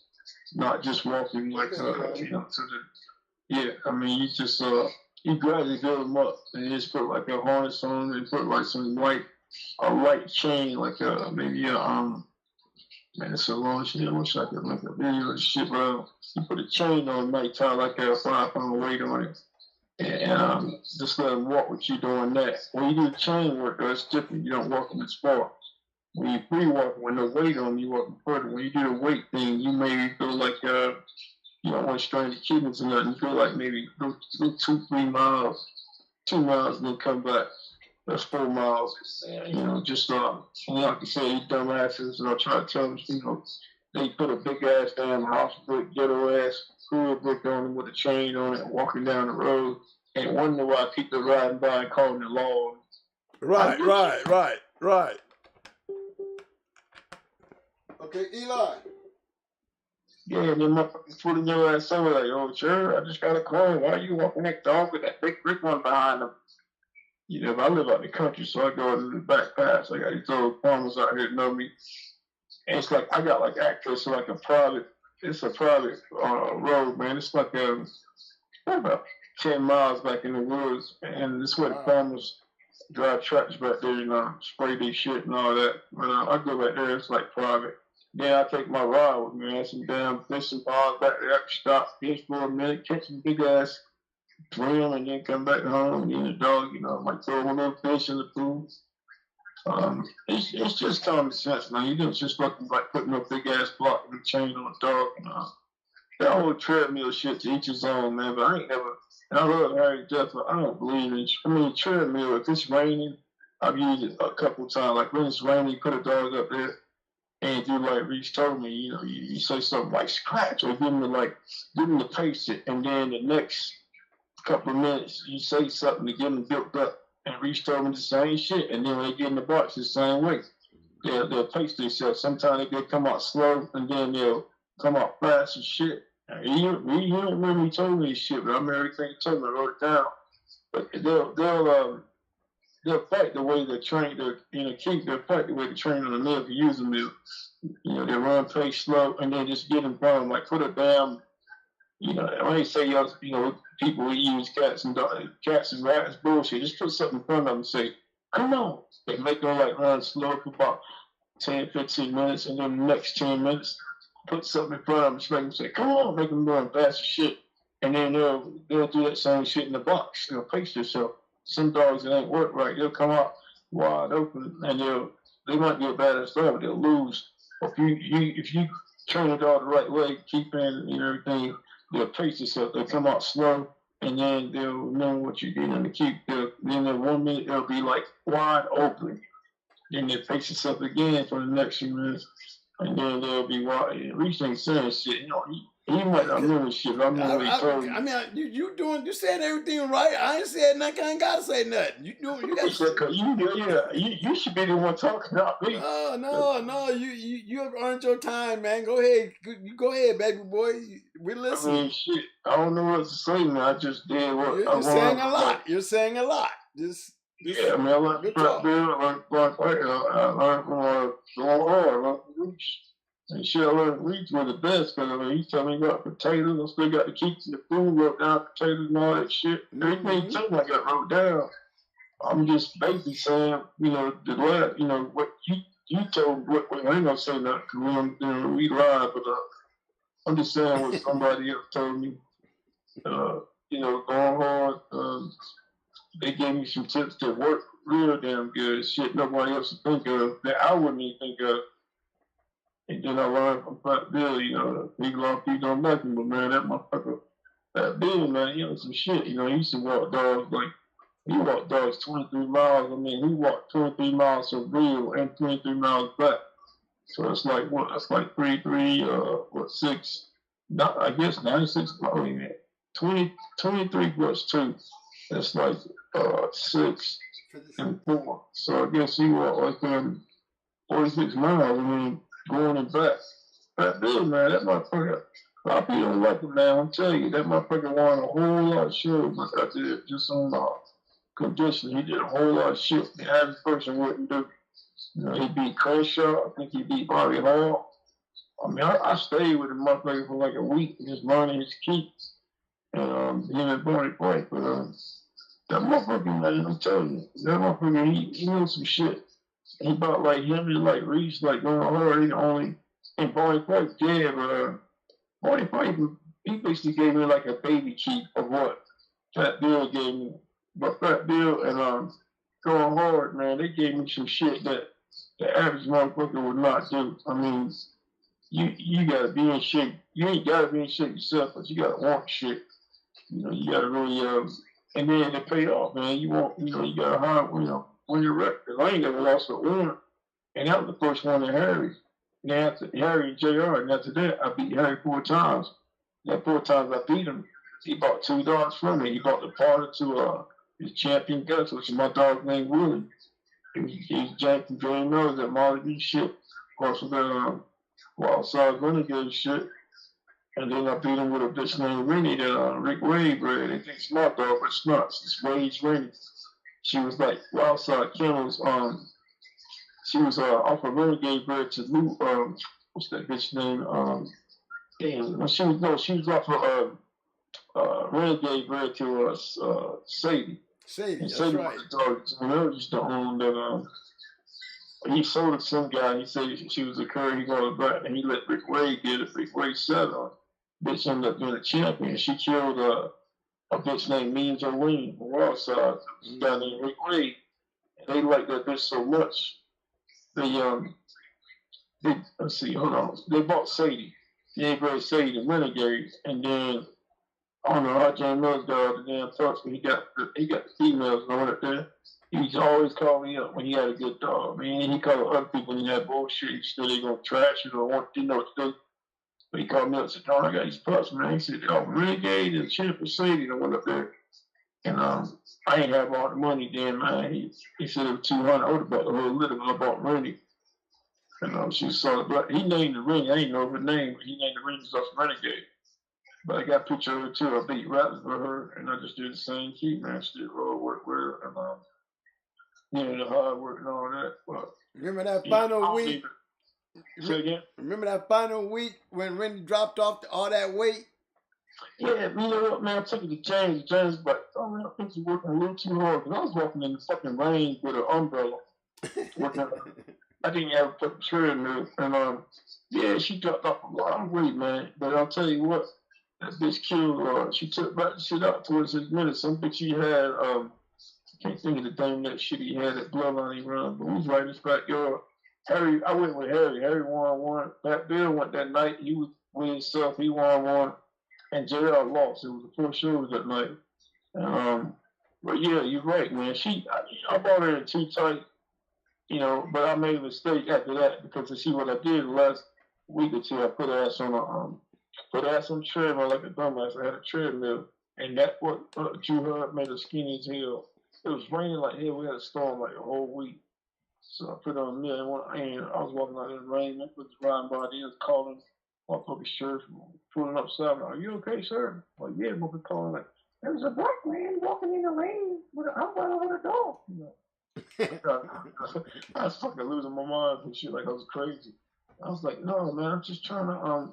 My vet told me I need to walk, but she's got intestinal sorry. I just made this for shit that they believe the turn I walk at home, but yeah, you're right, Reese. That bitch, she was too tight. She was too tight. I drew her, you know, she wasn't too dry, but I gave her a little more liquid, and I dropped off the decks and shit. I gave her some decks. I think I dexed out too much. I was still running there, but that bitch had that mouse. In the last couple of days, I paid a little more fat protein, which I shouldn't have. And yeah, I just walked like not even half a mile at the stop sign and house and back, try to, fix my damn mistake. But, Right, yeah, right. You did a great job, man. You listened, that's for damn sure. And she snapped back real good. And she was a good bitch. She was a bad bitch anyway. Rennie was a bad little bitch. The next damn day after I beat Brett Harris right at my door with money, I said, man, what the hell you want? I give you $3,000 for it right now. It's back in the 90s. I'm like, I had like a yard. I'm like, hey, man, I want to sell that bitch. He did the same thing with Willie. I beat his ass with Willie up the Shane. Him and Shane Marshall come to my house. They were going to that dog named, that dog had Fat Bill name, had named Bo or something. But they wanted me to be the guinea pig. They thought it was gonna be funny as shit. And my dog Willie like broke their dog's shoulder in like 16 minutes, and then, they broke their hearts. They left and shit with their head down. The next day, I heard in the house. He had like $6 grand. It's back in the 90s. I was like, what's up, man? They showed me that dog, Tony. I'm like, nah, man, you still hurt, come on, now let me get him. And I had a young bulldog, and I was working, and, I wasn't rich enough, so I let him get him. And then he brought back to some Jeep that produced that Champion Gus. But he fucked me. He got Rennie from me after I beat Rattlers. The motherfucker came and bought Rennie from me. And he's like, I said, nah, I ain't selling that, man. I said, you got Willie. He said, well, let me tell you something. I'm really hurt of Willie, and I give you like half a look. Motherfucker did it, lied to me. He told me he bred him. He said, I just bred him. And then he never hit me back. He hit me back. What happened? He said, oh, the puppy died. And then GR hit me up on the phone, him and GR got on. And I was like, really, Tony, what are you right about you? Because I told everybody he was cooking. He was a cook on the side. He put a fucking ad in the Sport Dog Journal, showed the cups off of Willie and Randy. So he don't leave up for me for sale. Of course, from Bob said, Harry, I saw the ad in the journal. What's up? He's like, well, Tony, sometimes me and do something else, fuck some shit. He said, I'm like, look, man, fuck you. Don't talk to me no more. That's when I left his ass alone. I just cut him loose. He lied to me. He always talking about, do what you say. He said what you do. I said, he told me, do what you say what you do. You fuck me. Yeah, I said, JR told me. I ain't think, he was telling me shit, but he should tell me the fucking truth. So I lived his ass alone for about 6 months, and he called me one day, and, how you doing? I'm like, I'm doing good. What's up? And he's like, well, you still want one of them dogs. I know somebody that's got something like a pup bred down from another dog of that breed. And I said, no, I'm good, man. But I said, but I mean what you said. Say what you say, do what you should, do what you do. I said, I guess you fucking you were lying and told me that. She said, no, we good. So that's why, I kind of like, we cool. But I felt bad when I found out something put in that nursing home. That's why I hit him back. But man, it's a bunch of shit. But he taught me a lot too, man.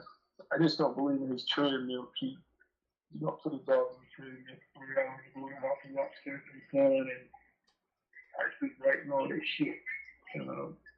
Just like you out there in the mirror by yourself. He's giving noise, that shit don't do nothing. I whooped his ass, though. I can see I whooped his ass. I whooped his ass 4 times and sold him 3 damn dogs that made other dogs champions and shit. I missed his ass, but he got me. I don't know if y'all still there, man, but that's the deal. Okay, Mike. Didn't we? Hey, Tony. Hold on. Fucking cat just came in here. Okay, I'm listening. What you say?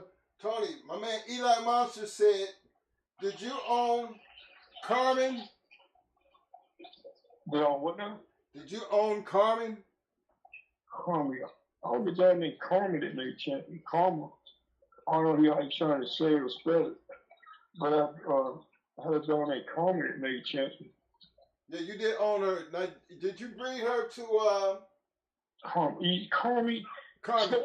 Tell me to spell the dog's name. He spelled it as Carmen. Carmen. He said you bred her to No Face Sue.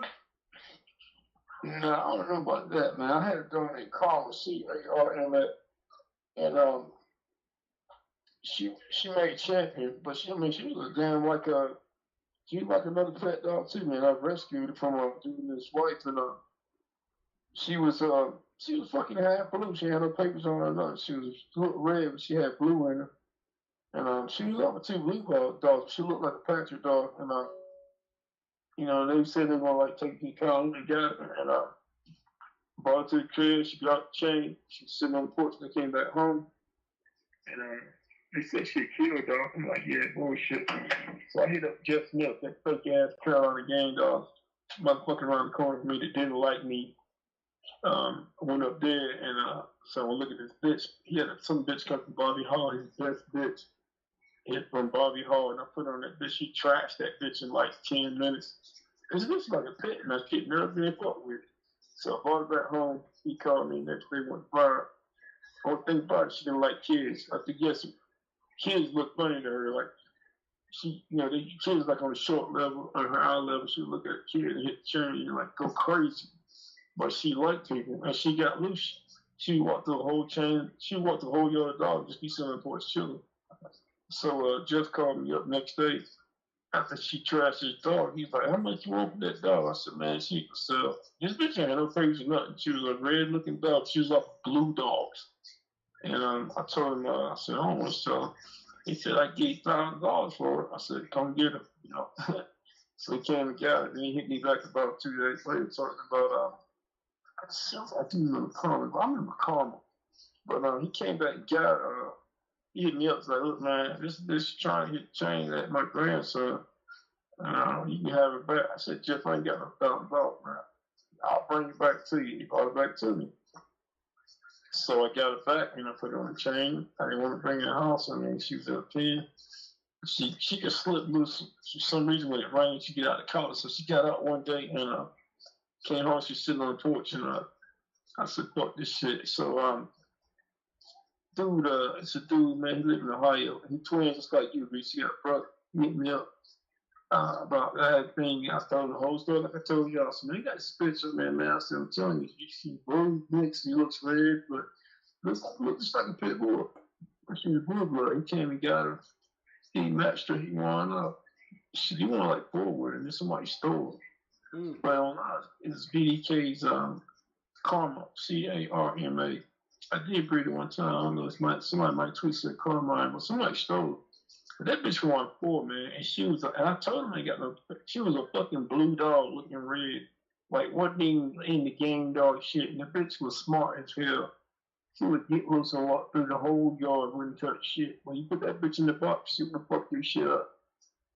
She was named Karma, and I told the dude, and he put papers on her and said, "I bred her. She's online, the factory bred dog." Pedigree's boss. I told everybody. I said, "Look, man, but somebody stole it. He thinks some damn transporter come up there and was picking up a dog and stole it. I don't know where she went, but that's the only dog with that name close to I think about, man. It was Karma, and somebody might change the Karma. She was bred. I bred her. Before I got rid of her, I did breed her. I bred her to an old cotton bullet dog, having J Miller, small V dog. And then after that, I mean, she raised like 4 pups, and I just I followed them out to people I knew, man. I told them, "Hey, so whole story." I said, "Man, this bitch got flu." When I said, "It's weird as hell." I mean, she'll walk the whole yard. When you put in that damn box, she would fuck your shit up. And then she got stole. She won like 4. And she's online. Like things like GD.CH calling me for the pet of it. That's the only thing I can think of. The Karma. I ain't never had a bitch named Karma, bro. I can't think of that. But somebody stole that bitch, man. It was crazy. Since she was a blue dog, she wasn't even out of game dog. Wow. And Crazy. 1-4? Say again? And she won 4? Did she? She won 4. Did she? Shit, she won 4. Hell yeah! I didn't do shit. I beat well, I ain't beat. I rode with a dog Jeff Smith had. That motherfucker had that dog.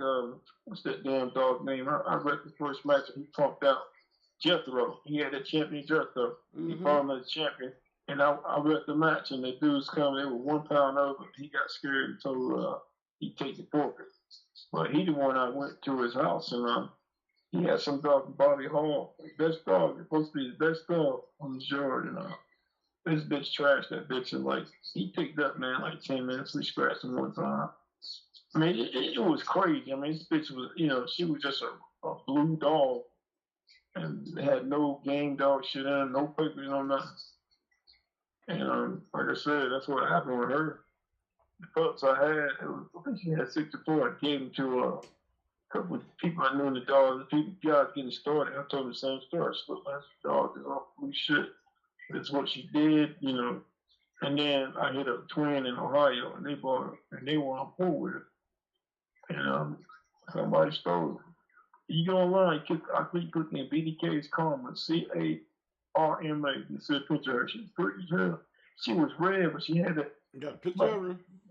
You can slightly see blue under her. It was like a red, faded red. She had blue up under. I mean, she looked like a patch of red dog. And dude put the papers on, and then she got stolen. That's the one dog somebody called me up and said, "Yeah." I'm like, "Nah, man, that pedigree ain't real." You know, I gave him a pet account, and he put it up there, but that's the only dog I had. It wasn't a true pit, and she fucking won, man. I mean, she did it work. And they say that blue shit, you know, Kobe, go back to Kobe shit and say that blue shit is game. And she was game, but she was smart. I mean, she'd get loose, she wouldn't touch shit. You come up to the porch, want see you, but you put that bitch in that box, she would throw down. Is it spelled CARMA? Say again? Is it spelled CARMA? Karma, like when you say somebody, you're going to catch your karma, CARMA. It's BDK's Karma. Yeah, I got it. Karma. Dude put that up. I just let him put it up there, man. I'm like, I don't give a fuck shit. Don't nobody buy dogs from me and no shit, and they ain't going to talk to you. And he didn't put it up there, but when she got stolen, he put it up there. He called me. He like, "Yo, T, you seen my dog?" I'm like, "The fuck? No, I mean, I'm down here catching you in Ohio. No, I ain't seen that bitch. I ain't seen the shit. You know, you sent the shit to get her." No, and then he told me what happened. I was like, he posted that shit trying to get her back. Someone called me up like, "Yo, I'm talking to y'all." I'm like, "Yo, look, man, I sold that bitch, you know." And I heard it. My brother told me she won for it. Bitch was hell, man. You take me in the house and she sleep on the couch with your cat. You know, she was just, and I like dog, she was just that fucking smart. Just like that damn bitch Jane Mills, Greg Molly B. She let damn cat come in her dog house, put in the box. She killed this shit. I like smart dogs like that. You know, they got me hitting the chain, hanging from no tree. Motherfucker showing video to my, "Look at this, get him, boy." Motherfucker hanging from the tree. That shit don't impress me, man. I like smart dogs, you know. You know, it's like Tate. He let my cat walk, you know. He played with my cat. He played with Jaws. I had a dog at Brady, champion Jaws. They could reach each other. Like a couple of niggas were like, blood, butts, lick each other. They put them up with the killers. You put them in a box, they'll kill your shit. That's smart dogs. That's what I like. You know, you train them, you know, you don't put them in, go out there on a basketball court and roll them and shit, or go to somebody's house and roll them back. You put them in that square, and then they're smart enough, they know, when I get in that box, that's what I'm supposed to do. You motherfucker be a champion, play with a pup. If you put that pup in that square with them, they'll kill that pup. You know, this is showtime. You know, that's what I'm supposed to do. Smart dogs, and I like smart dogs like that. You know, and you know, motherfucker, like I said, win a match and then sleep on the couch with you. Play with your cat, your puppy. That's smart dogs. Right. Hey, are you familiar with a dog named Bear? Man, smart dog. Then what? Bear. His name was Bear. Bear. He said Bear. Yeah. Bear, man, it's a lot of dogs and pairs online named Bear. I mean, who had him or what? How was he bred? I think he's out of Carolina. He probably was, man. Man, my brain is so fried. Like, I've met so many people and seen so many dog pedigrees. If I seen, like, you show me a picture in the bed, I'd probably say, hell yeah.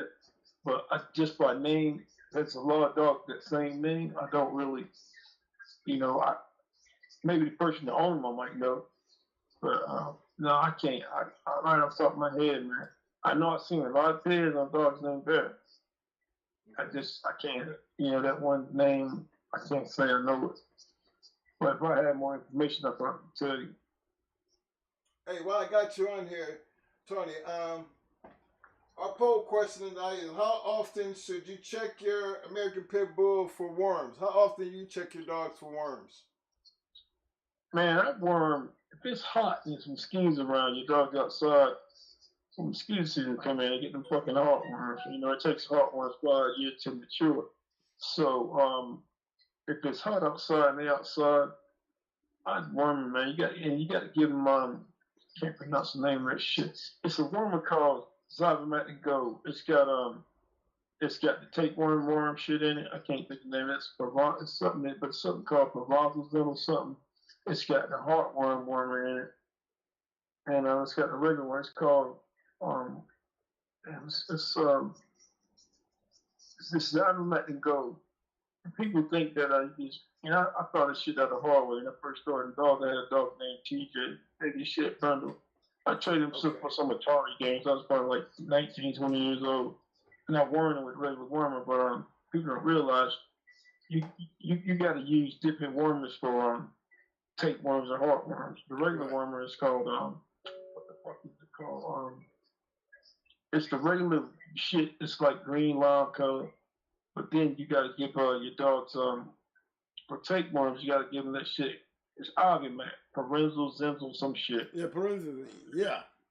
Avimac kills hookworms, but I don't think. And you can go on if you talk to me about this shit. Avimac kills hookworms. I mean, not hookworms, tapeworms.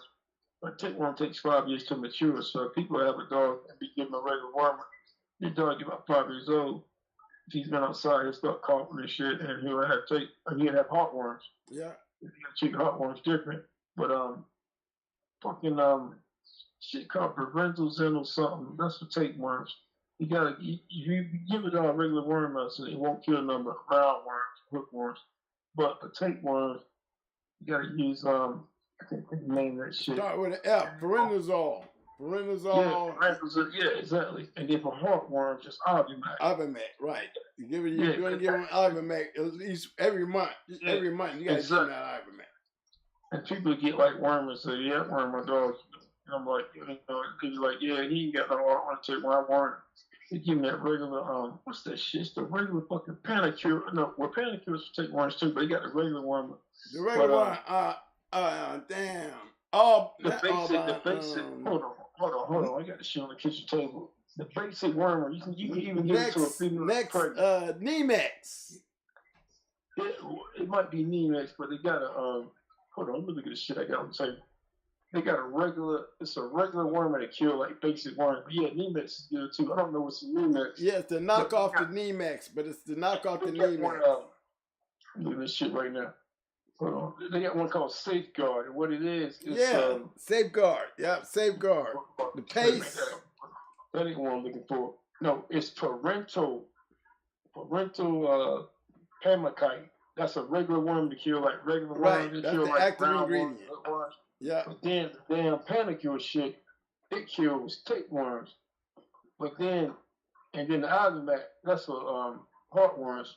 But they got this one worm, man. It's a horseworm. It's called Zybermatic Gold, Avimatic Gold. It's got the panicure in it. It's got the parental shit in it, and it's got that basic worm. It's got all three worms in it, so it kills every worm in the dog. It's a horseworm that I buy because it's cheaper to use that. And it's got the regular shit in it. Well, no, the regular shit is hold on, it's the so I'm looking at it right here. It's the damn parental H. That's like a regular dog worm. You get that shit to a bitch's place.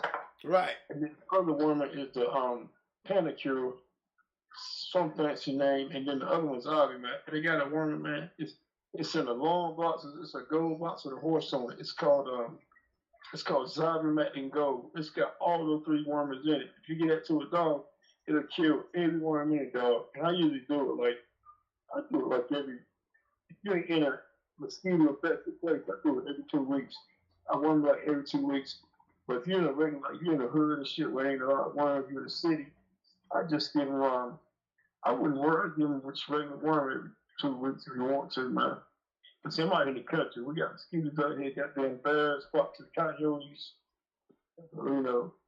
And when it's hot, I give them that wormer right there. When it's cold, mosquito, because mosquito bite a dog try to get heartworms. People don't believe that shit, but if you look it up, I found out the hard way. I had my first dog.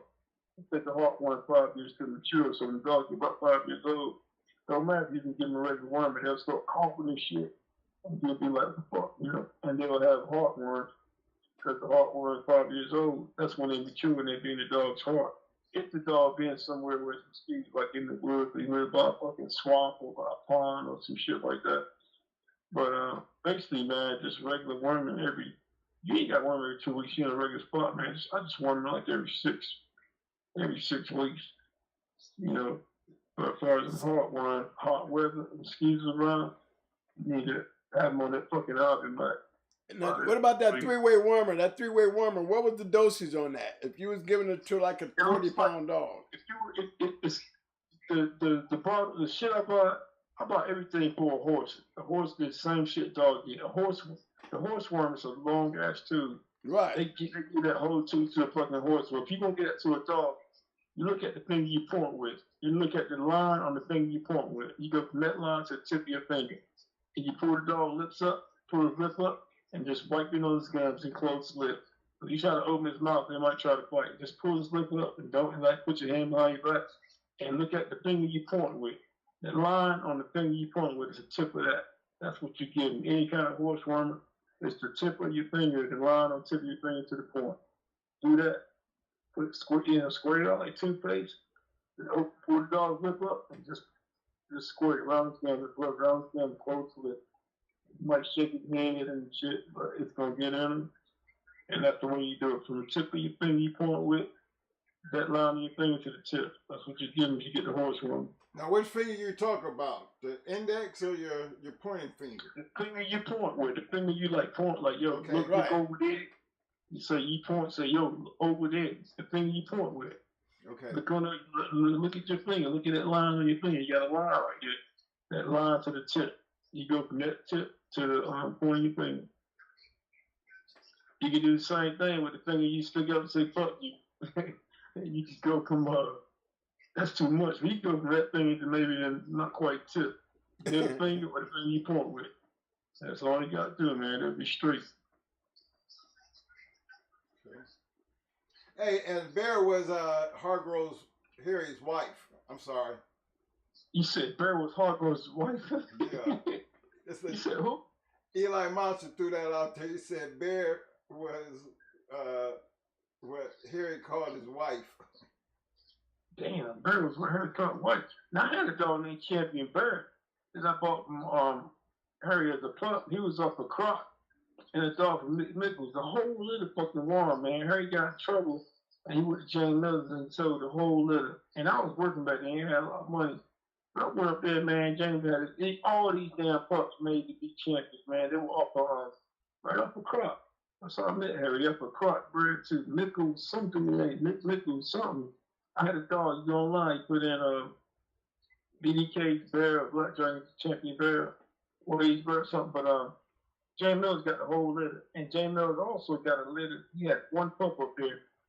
I bought him for $500. His name was I called him Tonka Boy. He was right up a champion Tonka Bear and up a some dog from this Nick Nichols dude. I beat some dude, man. We did 6 weeks. We did a match, 403 minutes, 51 seconds. It was the quickest match in the journal. It was in the journal. Motherfucker like Mike Tyson go in your chest, hit you. He couldn't do shit. He made a home right there. I went to some dude in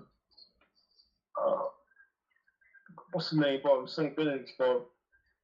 And Bear had a dog named Bear. I bought him for Harry too. I want one with him, and then I forgot what happened, man. I got in the fire, had to sell him.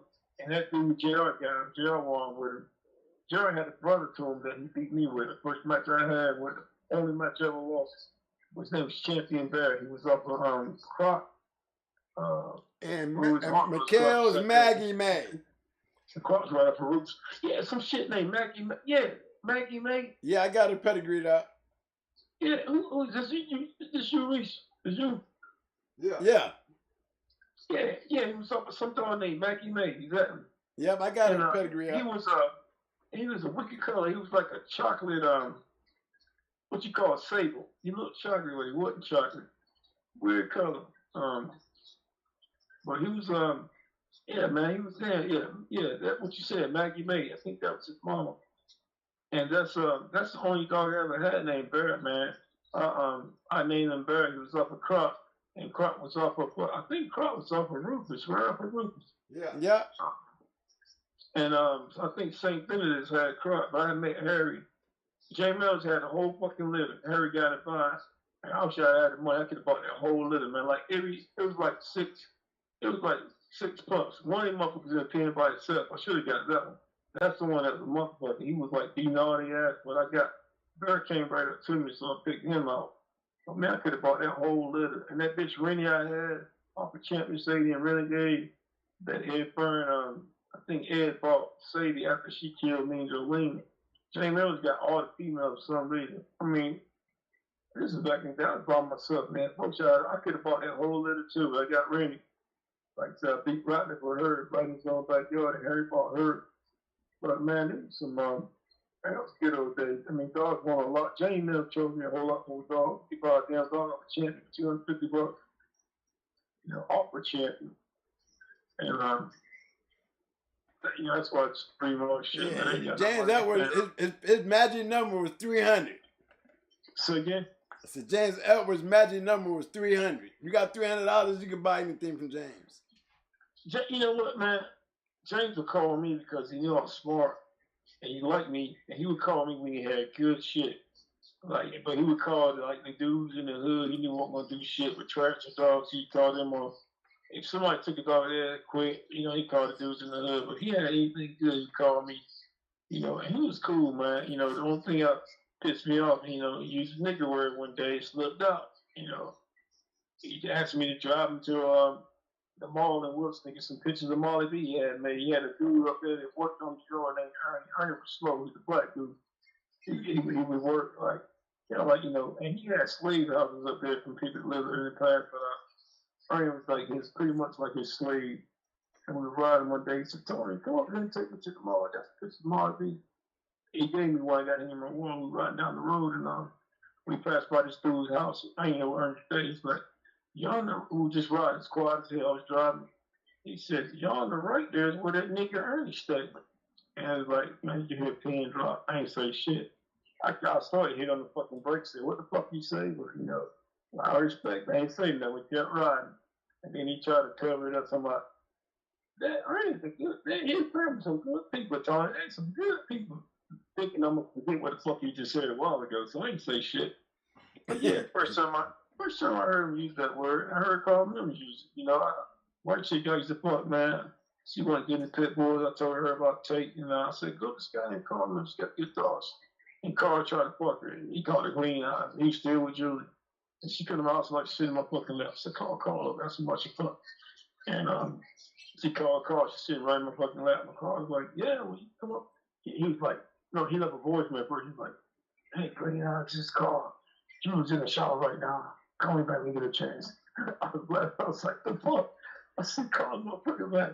So she called her back. She sit right in my lap. He's like, "Yeah, hey, what are you doing? What you doing? You still want to get a fuck from me?" She was like, "Yeah, Mr. Carl." He said, "Yeah, well, he said, Tony Wayne told me to call you." He said, "Oh, yeah." He said, "Well, yeah, that nigga Tony Wayne, you know, he got that tape dog, man. He's a good nigga." You know, I was sitting there. I was like, "The fuck?" Sitting there like, she was like grabbing my knee, like, looking at me like, "Don't say nothing." I was gonna grab the phone and say, "What, motherfucker?"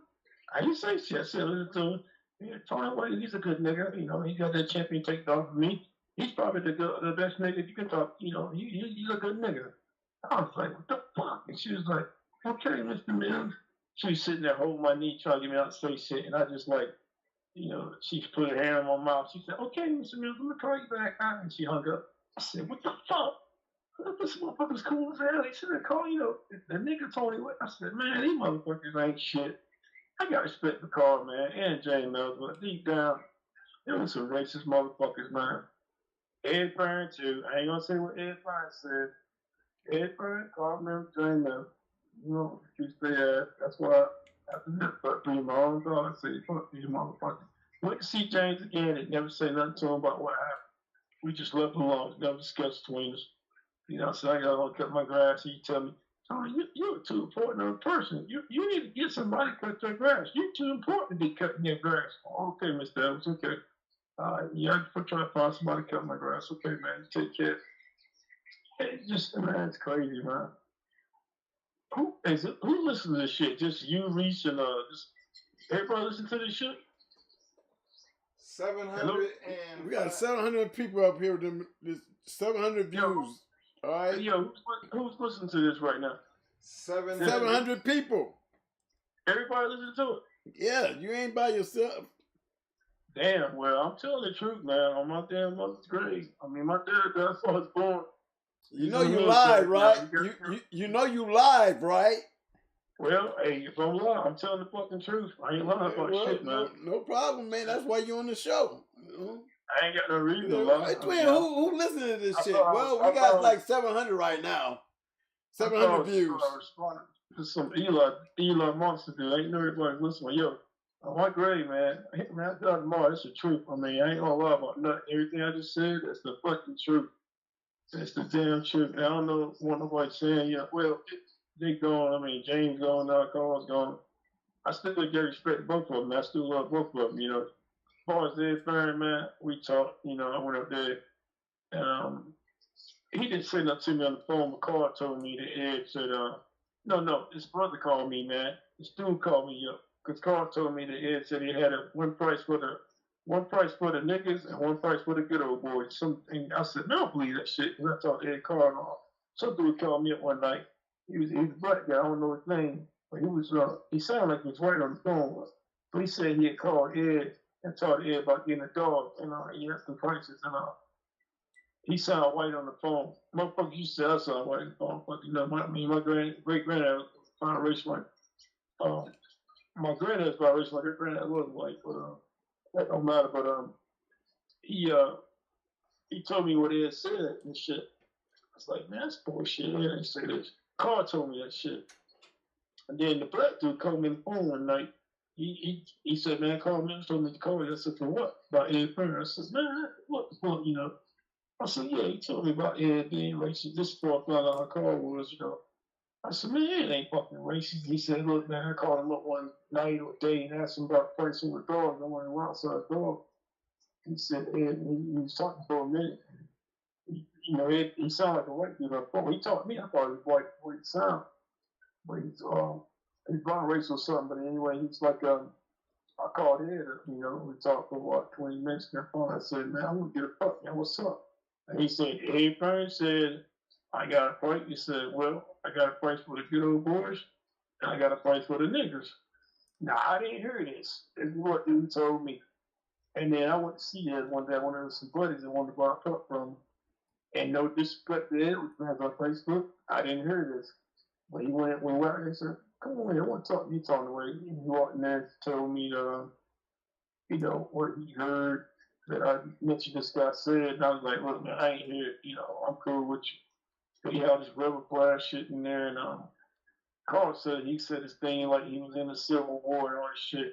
But then I saw later, he like adopted some like Mexican kid or I don't know if the shit's true or not, man. That's just what told me. But I know he got some Mexican kid up there. Then I know GR screwed his wife, Chris. Chris came out and told everybody that all them renegade dogs weren't really off Renegade. Like Renegade had been dead and he was advertising folks off of Renegade, but they were off of Renegade's brother. And Chris went and told everybody this shit after he caught.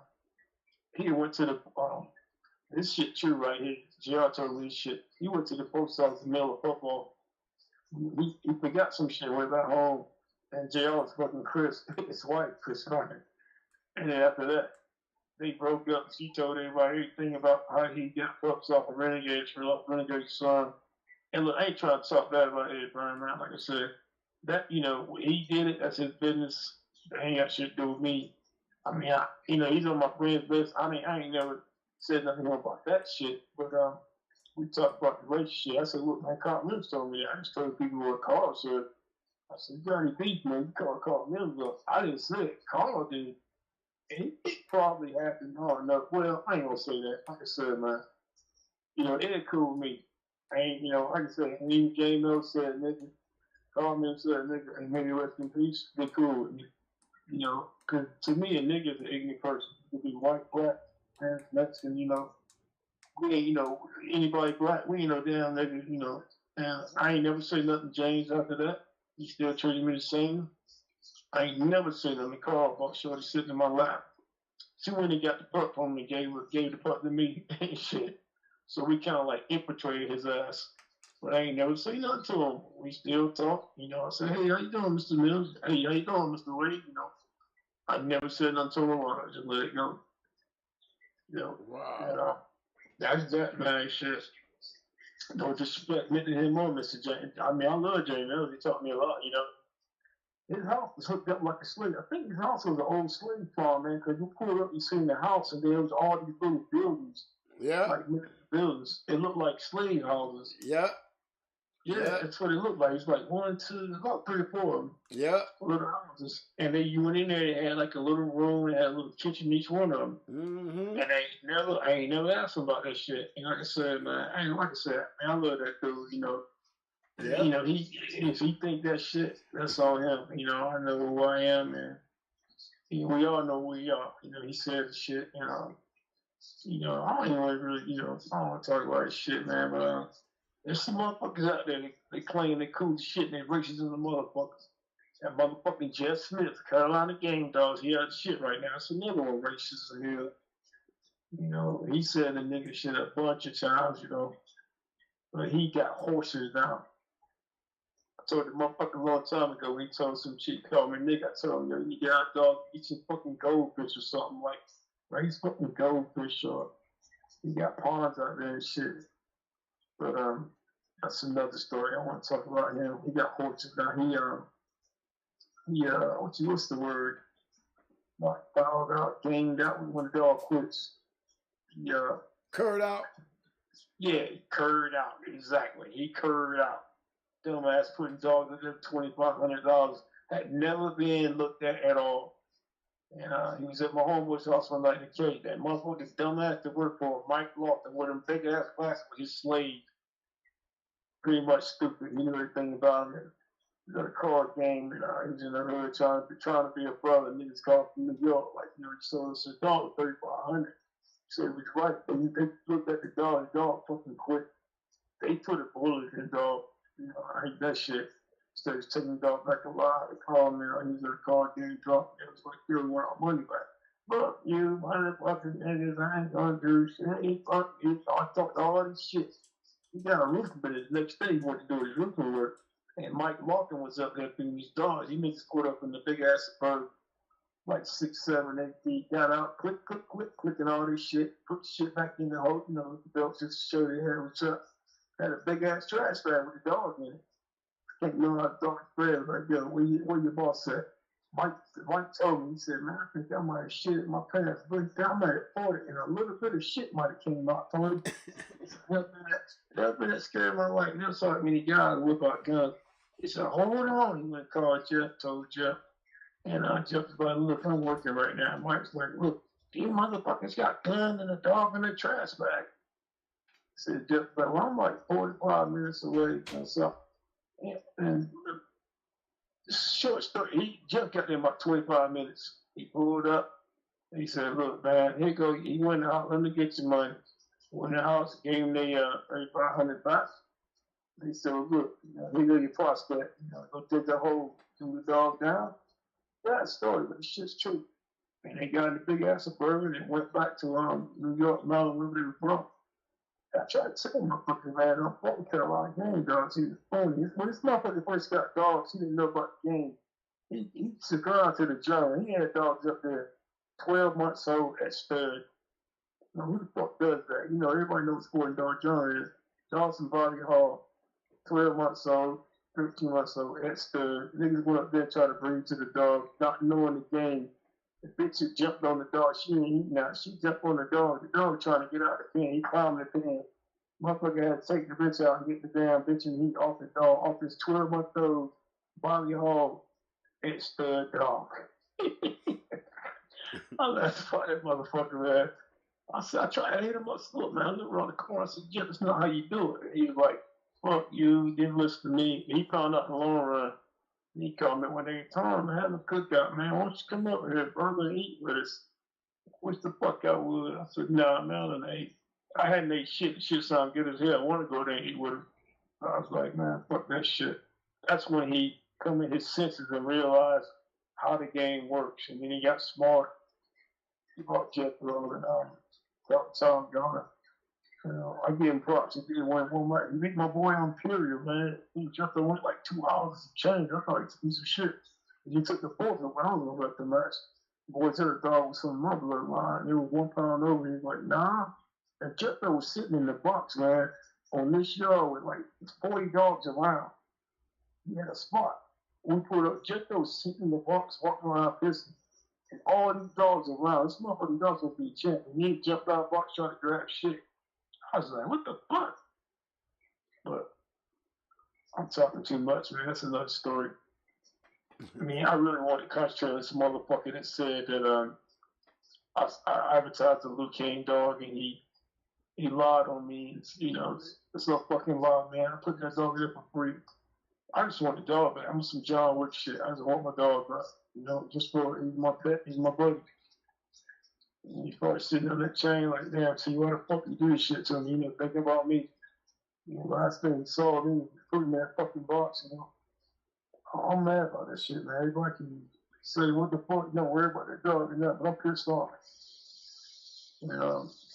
Probably can't nothing be done. At least that's hit you up and I saw that shit about going hard Kennels, they call the police. I'm like, oh Lord, let me tell you, that's some dumbass slow bus like him that just fucking lost, don't know shit. He got about 20 followers probably on his YouTube. I won't find that motherfucker, make it motherfucking well not I'm gonna sit over here, but it's gonna find him, shake his hand, that's it, man. I don't really know what else to say.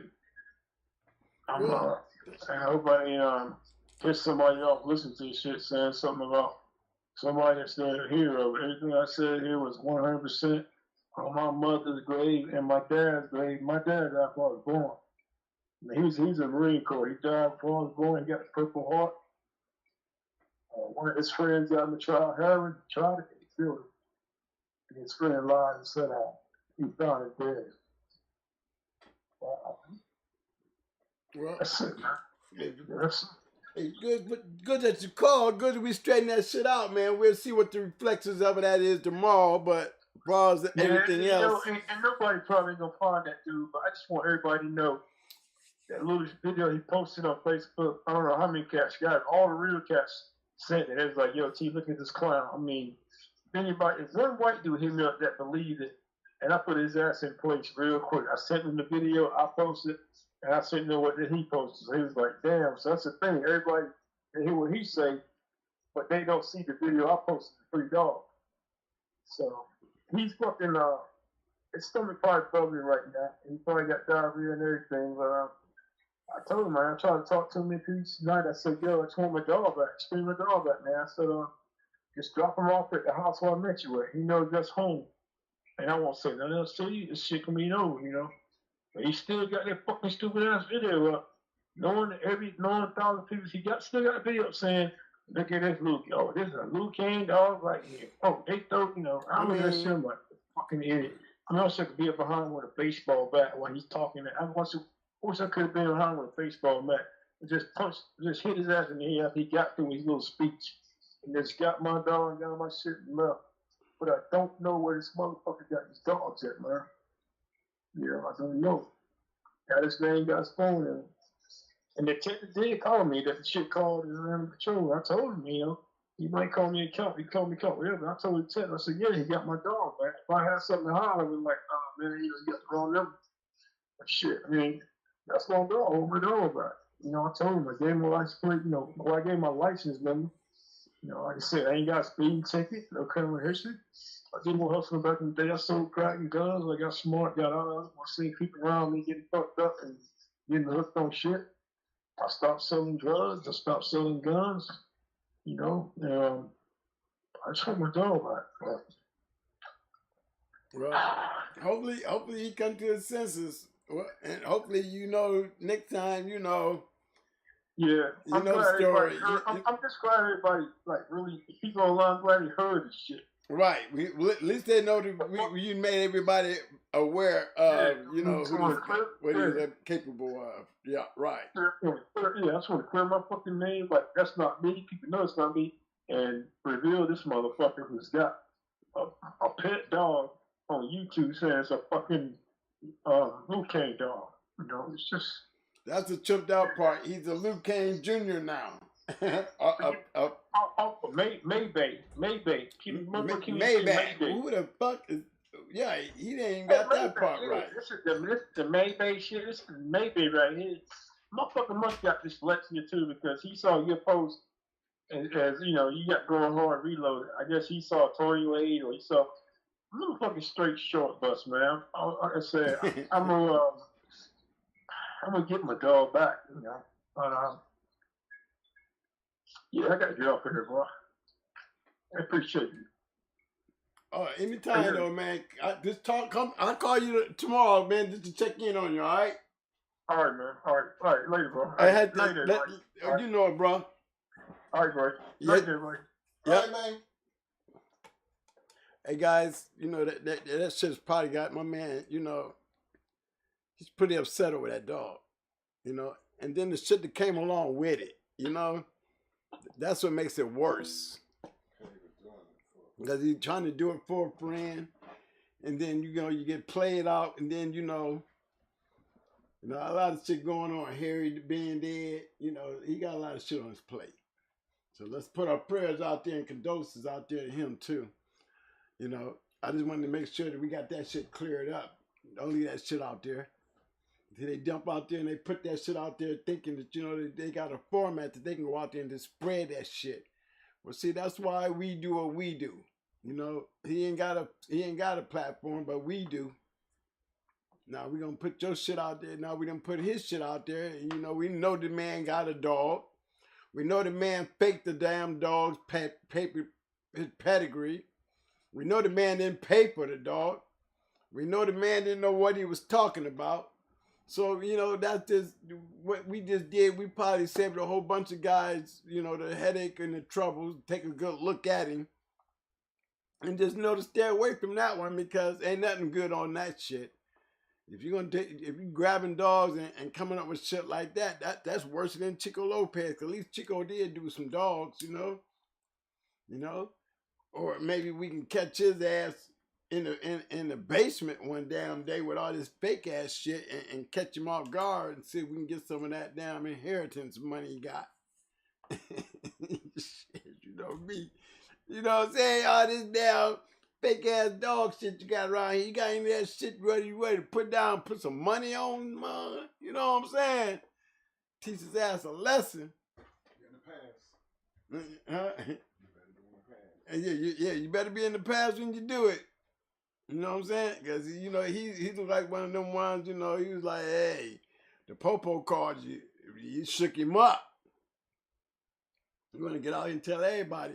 Tony called the police on me. Well, I'd have been trying to get the nigga's dog back then, man. You know what I'm saying? You know, that's just something we run into when you're out here dealing with those dogs, man. You just don't know.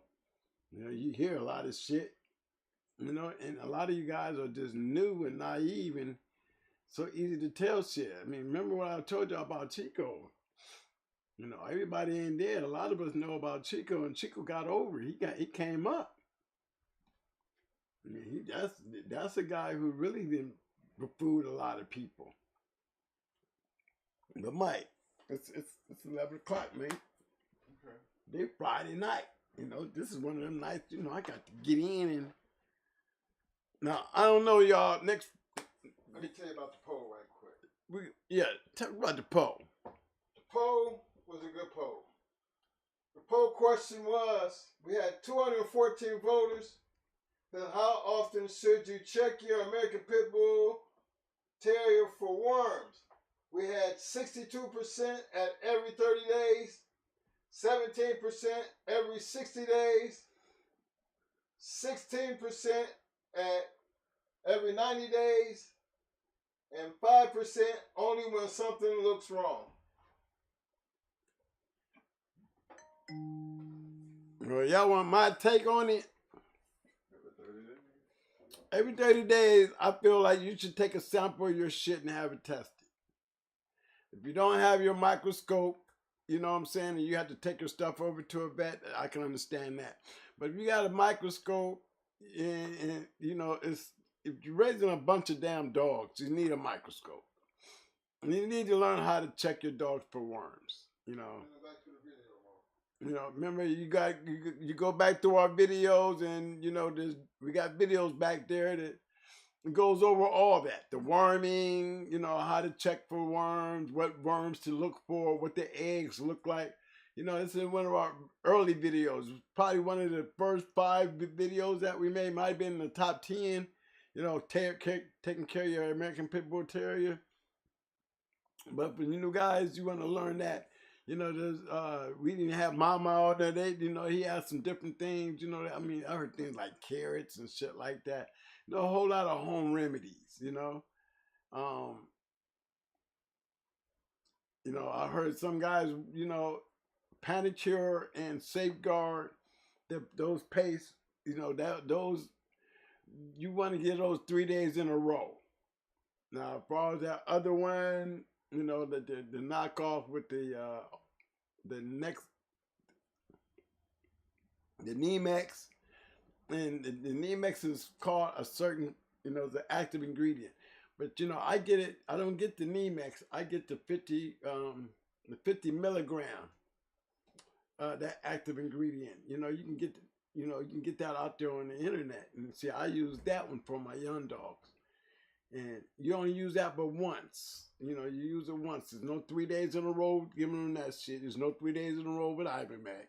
And then you only use that with Safeguard and Panicure 3 days in a row. And it does kill everything but heartworms. So good thing to know.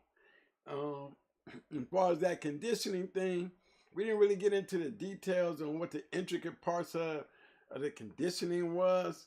But one of the main things was, you got to have a game plan, and you got to have the right dog. You got to know your dog. You can, treadmills, they've been around for a long time. And a lot of guys use them. Some guys don't know how to use them right. I've done them in many different ways. I've used electric. I've used the slat. I've used the sleds. In my conditioning program these days, I'm looking for ability. I'm going with the fast pace. Now, if you got dogs on steroids and you using steroids and you using say an electric mill and a slat mill, all I can tell you is this: if you're using a pace keep on a dog on steroids, you're not going to have a bulky dog. You're not going to have a bulky dog. If you're going to use steroids on a dog, and back in my time, I used to use steroids, but I used the weights. And in the weights, I used, like I told you guys before, the dog stayed on the weights the whole keep till peak week. And then during peak week, all that stuff comes off. And I can just zing it on, turn that speed up, and really take a look at my work. Get the dog used to that lightness. Oh, they're going to give you some great times. Like, I had one do one in 4 miles in 30 minutes. Now imagine that. A dog that could run 4 miles in 30 minutes, that's a lot of pace. That's a lot of work. That's a lot of speed. But if you got a dog that's got ability that has that, and he's strong, remember, the only reason he can stretch out like that is because he's been running at a pace through most of his keep with damn near half of his body weight, So it's going to build muscle. But because you're doing at a fast, you're not going to have bulky muscles. You're not going to have those bulky dogs. You're going to have that lean because they're doing a lot of running, gas tank. Yeah, they're going to have endurance, but they're going to also be strong because, see, when you run something like that and you get tired, what's the first thing that starts burning? Your muscles. Once the muscles start burning, then you're going to start running hot. Your gas is gone. So there's definitely different ways that you have to understand it, but you just have to understand your dog. Intricate pieces, you got to know how to feed your dog. You got to know how to rest your dog. You have to know when to, when you're not increasing. You know, how do you know? This, you gotta have a bill. You know what I mean? So you gotta have food. You gotta have the right dog. You gotta have the right program. You gotta have the right equipment.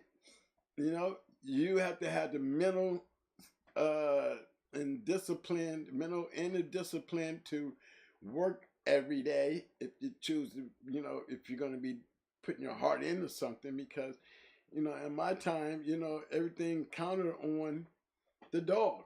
So don't you think the dog deserves a fair chance? I mean, only person can give that dog a fair shot at this is us. The dog can't do nothing but what we put him through, and it's what you put into him is what you get out of it. Now you can put all the work you can into him, and it's not going to change the fact of what he is. If he's a cur, he's gonna cur up. If he's a good dog, he's going to be a good dog. But then the other hand is you got somebody on the other side that's got the same feelings and understanding about their dog. But that's the whole purpose of the game, to put that shit down and test. It's not just all dog. It's what you put into the dog. Sometimes you can have the right dog and not the right shit in the dog for the dog to be victorious. It's like a soldier. If you don't have a good soldier that's been maintained, then he could be a fighting machine. But guess what? Against the right army that's better shaped, better prepared, I don't care how good you are, you're gonna fall short, because you gotta have everything in your favor. Remember I told you I try to use everything to my advantage. Everything. Everything means everything. Okay? All right, Mike. Okay. All right, fellas. I need everybody get your hands together. Get your hands together. Yeah, man. I want to shout out to Tony, man, for giving us his presence today. Not only to deal with that one matter, but I know Harry was a good friend. And I mean, in the later years, you have to understand North Carolina. Now, guys, I will show you pictures of me down there in the 80s with my Doberman gang. And you got to remember, there's a sheriff, Sheriff Powell. He was a sheriff down there. So, it wasn't, like, what I'm saying? And then you're dealing with people that's from up north. I'm from up north. So it was definitely a difference in North Carolina, because North Carolina had cotton fields. And I wasn't used to that cotton field shit. You know what I'm saying? They had tobacco fields, and, black folks still was out there working these fields. So, they ain't had no Mexicans running around like we got down here in Florida. They had black folks doing tobacco and cotton. So, it took me some getting used to and shit like that. And then that mentality, being in the South, you can listen to the way we talk, and, we ain't from the South. So some guys, they was real cautious about how they acted around some up north black folks, But it was I never ran into a racist in between Atlas and James and all of them, man. They never made a mistake and heard the nigger word, Maybe because James, Mr. Powell, he was a sheriff, and, we was from up north, and we was a little wild, and he was being a Marine too, it wouldn't be no wise thing to do. But, as far as being prejudiced, I wouldn't call it that, because they was old back then, so a lot of people be set in their ways. You got to remember back then, in the 60s, I was born in the 60s, so by the time, 68, 69, I'm still a kid. But during those times, black folks was just not getting, getting used to not being called an everyday nigger. You know what I'm saying? Shit. Coming from up north, we don't know all that. But being down south, you know, we had to learn that. But we learned it as Marines. So there's another thing to that, because they had to get used to those Marines that were coming into the Marines and integrating into these cities in the North Carolina area. It's coming from up north. You know, we were kind of set in our ways. We weren't used to that cowboy and that hooded shit, you know. So, you know, North Carolina came a long way real quick. I mean, it grew. I mean, where we was right in Kinston, we had, you know, Mitchell Wiggins and Maxwell and what was Maceo Parker. You know, all these guys was in Kinston. You know, Stackhouse, Shackelford. You know, these was guys that we knew right there in that little town of Kinston. Yeah, Maceo Parker. Maceo Parker, James Brown, saxophone player. He was the man.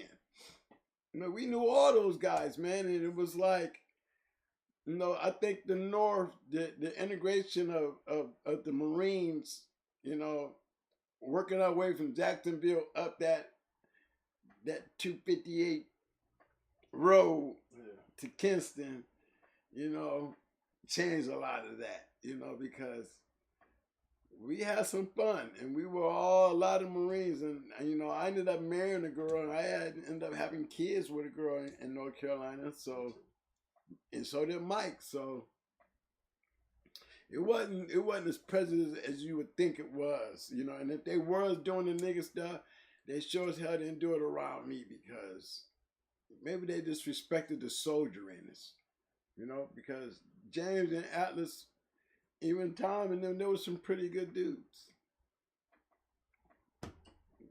Mr. Triplett, he was cool as hell. Yeah, Mr. Triplett, he was cool. Yeah. It was all pretty nice. No, I liked it in North Carolina. Mr. Jackson was cool. Mr. Robinson. Yeah, Mr. Robinson, he was cool. He wasn't all that happy that day, though. But he didn't call us out our names, you know? Yeah. You know? I mean... But we was there like the early 80s. Early 80s. 81, 82. Over at 86. 86, I think we was heading back up north. Around 86. I was heading back up north. But I was down there for a long time. In the early 80s. When I first got into dogs, it was like 81, late 81, 82. Might have been, 81, 82. Yep. And then I still had some Dobermans, but we still had a yard of pits. So, you know, I mean, North Carolina is still the place as far as great dogs to me. I mean, even when I look at those dogs that Harry Hargrove had, he matched a lot of dogs. You know, they didn't care where they matched. They matched in the backyard. They matched around the corner. You know, it's not like, you know, it was when I got back up northward. You know what I'm saying? It was just total different air and a total different thing, you know, back in for us, you know. All right, fella, I need to get the thumbs up, thumbs up, thumbs up, thumbs up. Muscles, muscles, muscles. Man, I'm now tired. give me some roses. Roses. These roses for my friend, Mr. Harry Hargrove. So give us some damn roses. Yeah, man. Big shout out to all y'all guys, man. You know, as the numbers is being chopped down and all the great ones are gone, you know, let's just keep them in our prayers and remember, man, where we come from. You know, never let them die. No, never let them die, man, because those are great stories to talk about, man. They are. Harry Hargrove had some great matches. He did some great things. He can, you know, he probably has some hellified stories. Remember him and Jack Kelly and Tom and all them got jammed up, you know. He ended up going to prison, you know. You know, he was just, I would have to say, man, he's just a real bulldog, man. And I know what it feels like because I feel like I'm one of them. I feel like I'm a Kenny Allen. I feel like I'm a True Color. I feel like I'm a Harry Hargrove. You know, I feel like I'm a Abraham, I mean, I love this game. I love the dogs. I loved everything about them. Maybe, you know, I may be wrong for the way I felt about them, but, you know, maybe to them, but to us, you know what I'm saying? There's a love for such a warrior, a certain respect, you know, for such a warrior. And most of the guys that could understand that usually ended up being great dog men. You know, you had to put your heart into it to get what you wanted out of it. And those that did, you know, we have a story to tell. And that's what I try to bring to you guys, as many as I can.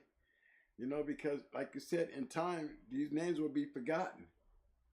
And I hope that, like, you know, that we can keep as many of these names up front and remember as they all die off and they all become, you know, RIPs. That's right. Show the love. I need to show the love. Show the love. I don't know, y'all. These last couple of days have been real tiring, you know. My eyes, they're doing good, but I got this eye right here is acting up again. Now they got me doing double medicine. Let me tell you about that one.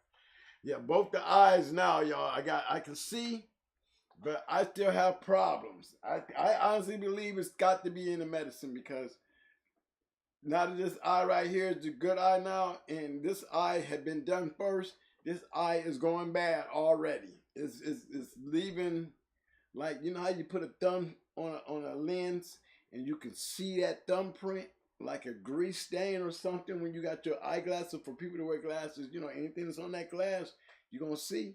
Well, that's the problem I'm having with this eye right here. And it's going to come down to, you know, they're going to give it 30 days to see if the swelling or the inflammation in the back of my eye gets better. But if it don't, they're going to have to do a little laser surgery on me again. But in the meanwhile, they're treating both eyes, just saying that, hey, maybe the one eye did it, then the other one's going to do the same thing. So I'm getting this double treatment. So it's been real hard on my eyes lately. But I'm here and I'm doing the show. You know what I'm saying? And I'll be back here again Tuesday.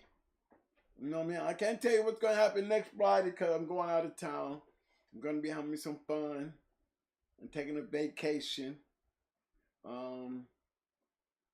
Maybe we'll be able to get us a live show in on Friday. I'll do my best to be there, but heads up, I'll let you know Tuesday. Outside of that, Let me get in. You gotta put the beat on, man. Yeah. Hold on, let me get my drink. let me get the beat right quick. Let me get my drink.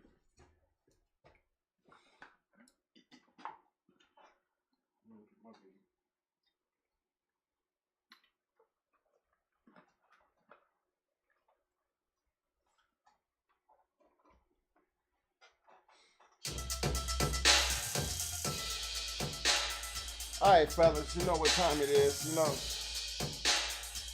You know, I guess when, Harry lived to be 90, you know, and when we watch a lot of, we had some other people that have passed here recently. I mean, real good friends, and they were kind of our age and shit. This week here been like one of them hard weeks, because, with Mo going through the shit he going through, I actually spent every day this week dealing with a doctor's office, dealing with, medical news, you know what I mean? And it's almost like, it's a mind thing, you know what I'm saying? And then again, I did the same thing again. You always do this, don't you, y'all? Yeah, but I'd be so quick to get over here. But it's one of them things you gotta understand, fellas, that we try to do our best doing what we do, and life still goes on. These bulldogs, they're gonna be like life. Long after we gone, they still gonna be around. You know what I mean? The story still gotta be told by somebody. You're never gonna let Harry die away. We're just not gonna never let him be forgotten. I think it's a total injustice to speak Bulldog history and don't speak about Harry Hargrove and all the other ones that have made this game what it is. Just because they're gone don't mean it stops. You know, integrity might, you know, I always look at integrity as something, it's a personal thing. It's a person, you know, how you feel right here as a person. Generally, when you're dealing with these dogs, the only way you really get close to people when people start inviting you in their door and really spend the time to give you something. You know, spend time with you. We've had the pleasure of doing that with a lot of people. I don't want you guys to lose that integrity part of yourself. You know, be able to keep that part of this game alive. You know, you seen that bullshit that Tony just went through. See, y'all don't know Tony like we know Tony. We know Tony on a personal basis. Tony's a grown-ass man, but Tony, he feels from right here. He's a secluded, nice guy. Always been like that over the many, many years I've known him. You know, but he takes it to the heart. You know, and regardless of whatever him and Harry got going through himself, that man never stopped dealing with Harry. He never stopped checking on Harry. So, you know, I understand why he was fighting to the end about his best friend, you know, something happened to him, Harry being dead, and him just not believing it, because people said that plenty of other times and they was dead wrong. Tony run to the hospital and go see Harry. And Tony be calling me, because Tony's that kind of guy. You know, there's a lot of us like that. I mean, I think we're like that. You know? Or why? Because why would we be doing this? I mean, come on. Why the hell would we be doing this? Right. I mean, come on now. Y'all really don't know us personally. You know, it's not. This is all y'all know is dogs. But we have a life. And we live our life, and our dogs are included, have always been included, and will always be included in our life. Now, I don't know, everybody don't have to be like that. We're not trying to say be like this. And I don't want y'all to look at us and think there's something wrong with us being like this. Because again, this is the only part that you know. You know what I mean? You don't know me personally, so let's leave that like that. You know what I mean? Let's keep it always on the dogs. And because we're going to do what we love to do.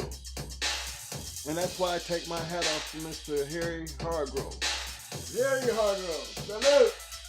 The Bronze Star, Purple Heart, 20-year Army veteran that was a goddamn true bulldogger. Yeah, he was. I don't give a damn. That's what you got to love about this goddamn game. Because that means we ain't the only ones like that. He died at the age of 90 and he was a bulldogger to the end. So my hat goes off to Harry Hargrove. And you're damn right. If I'm going to be like something, I'm going to be like that. Some of the other names like Kenny Allen, Tom Radley, Tony Rogers. You know what I mean? Greg McNabb, Mr. T. I mean, the list goes on, gentlemen. The list goes on. That's our history. Do we let y'all forget about our history? Hell no. Because one day you're going to make history. You're going to be willing to do this right here? Are you be willing to give back the same way with your heart fully involved, indulged in it? Because that's what it takes. And we ain't telling you to go break the law. I don't care how you do it, but you keep your history alive. You can kick the history under the rug, but guess what? It always seems to rear up, don't it? Because you can't never get away from it. It don't hurt to talk about it. Because in order to know where you're going, you better damn sure know where you come from. And that's just life in general. Don't let nobody tell you nothing different. So that's why tonight, the dog of the day, the dog of the night, gonna be my man. Again, I'll say it again. Army, 20-year veteran, Purple Heart, Bronze Star, man of valor, Mr. Harry Hargrove. War Eagle, baby. War Eagle, baby. Remember that. Don't ever forget the name. Because we're not going to let you. And all I can say is, be like Harry. Because Harry, He always. he He sure did. And if you didn't, for those who don't know, Win or lose. for the one who do know, and you know, Harry always scratch the win.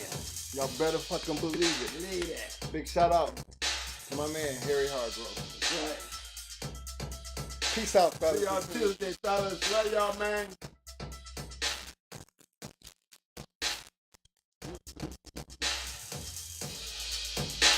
Hell yeah.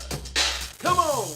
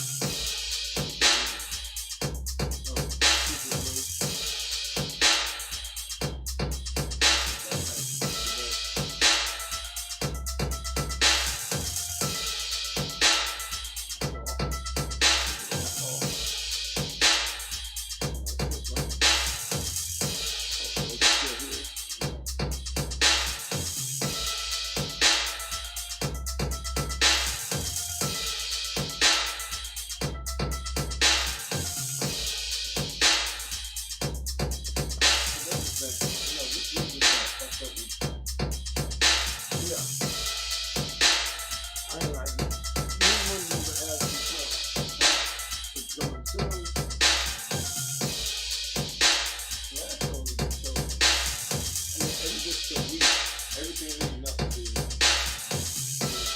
2 shows.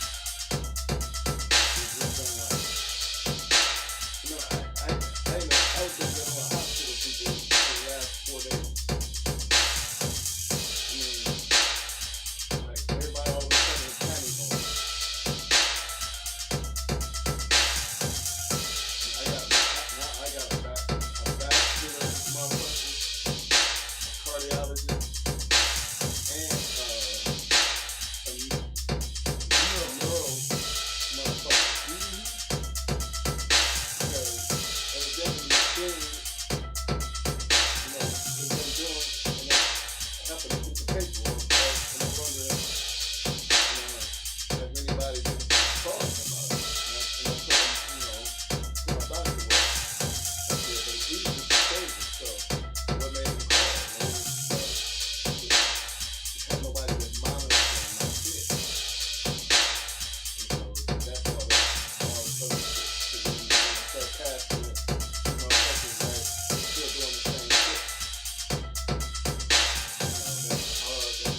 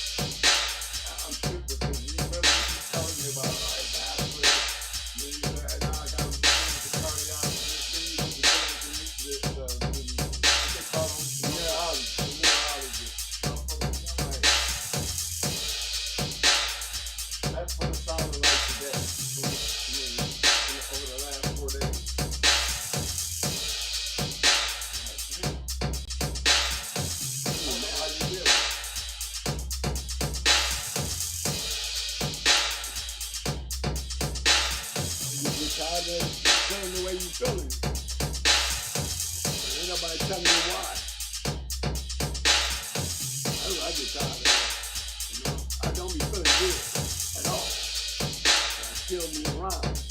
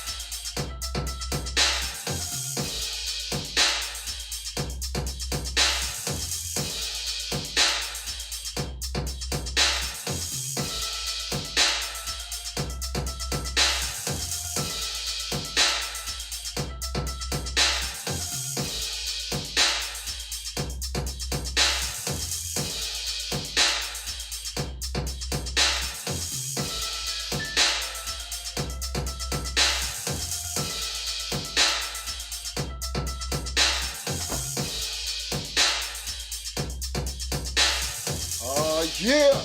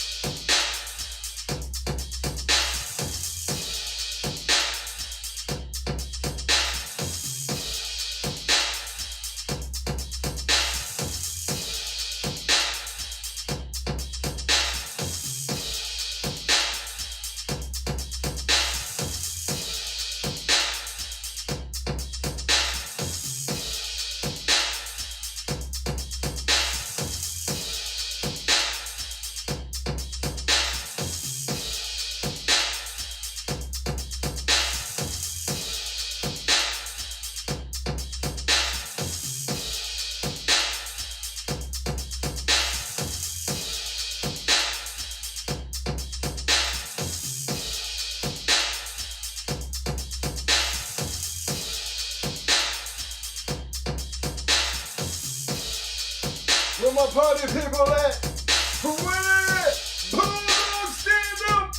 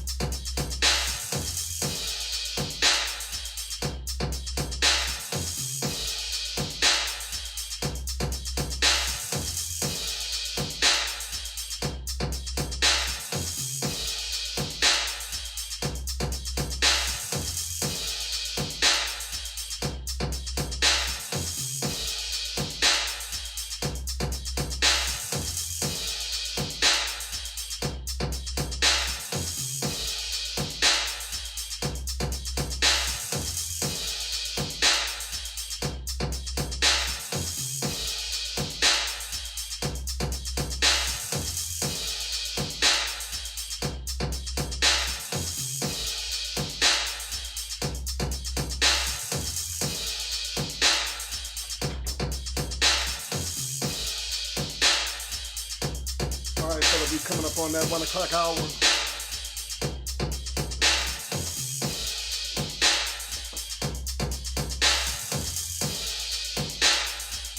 Parking light lamp is flashing. Last call. Last call. Appreciate everybody be showing up.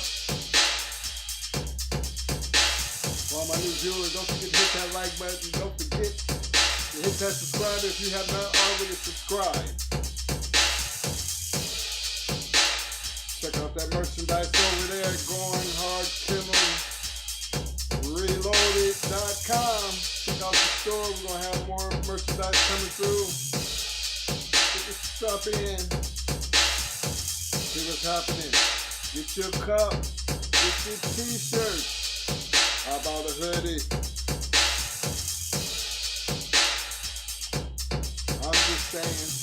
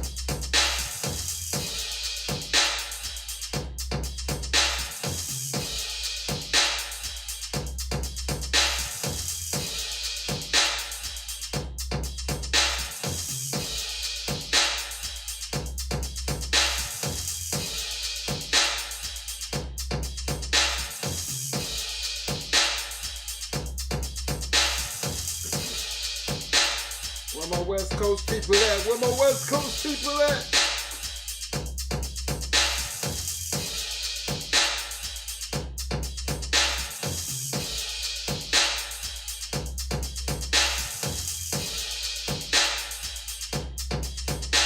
Last call. Last call. Get it in.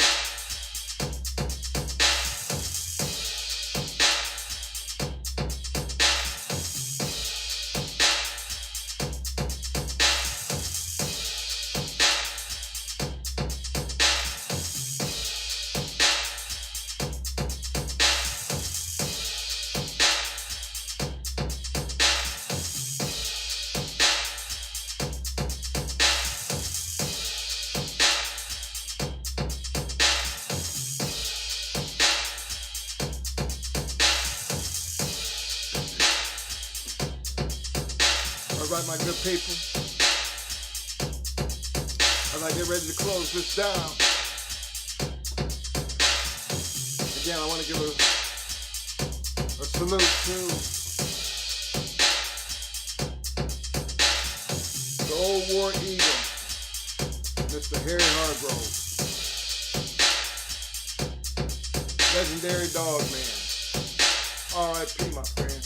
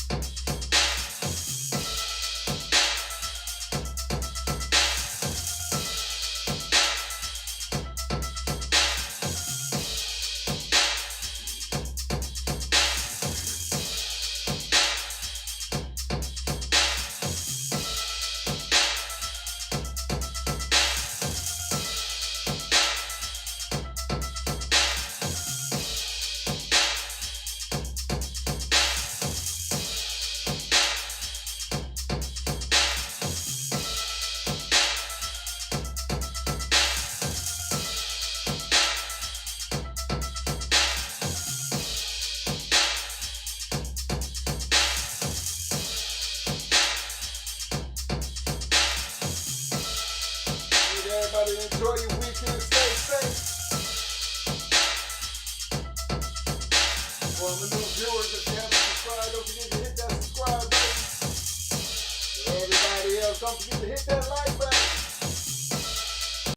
As usual, you know we'll be back Tuesday to talk shit Tuesday, 8 p.m. Be there. Let's get in. Everybody enjoy your weekend. I'll see y'all then.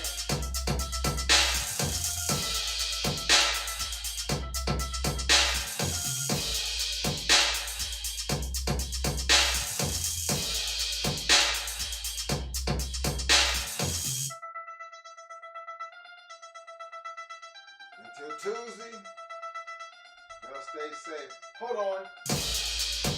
Ha-ha! Yeah, I had to get that bump off. Gotta get that bump off, baby. I'm out. Deuces. Peace.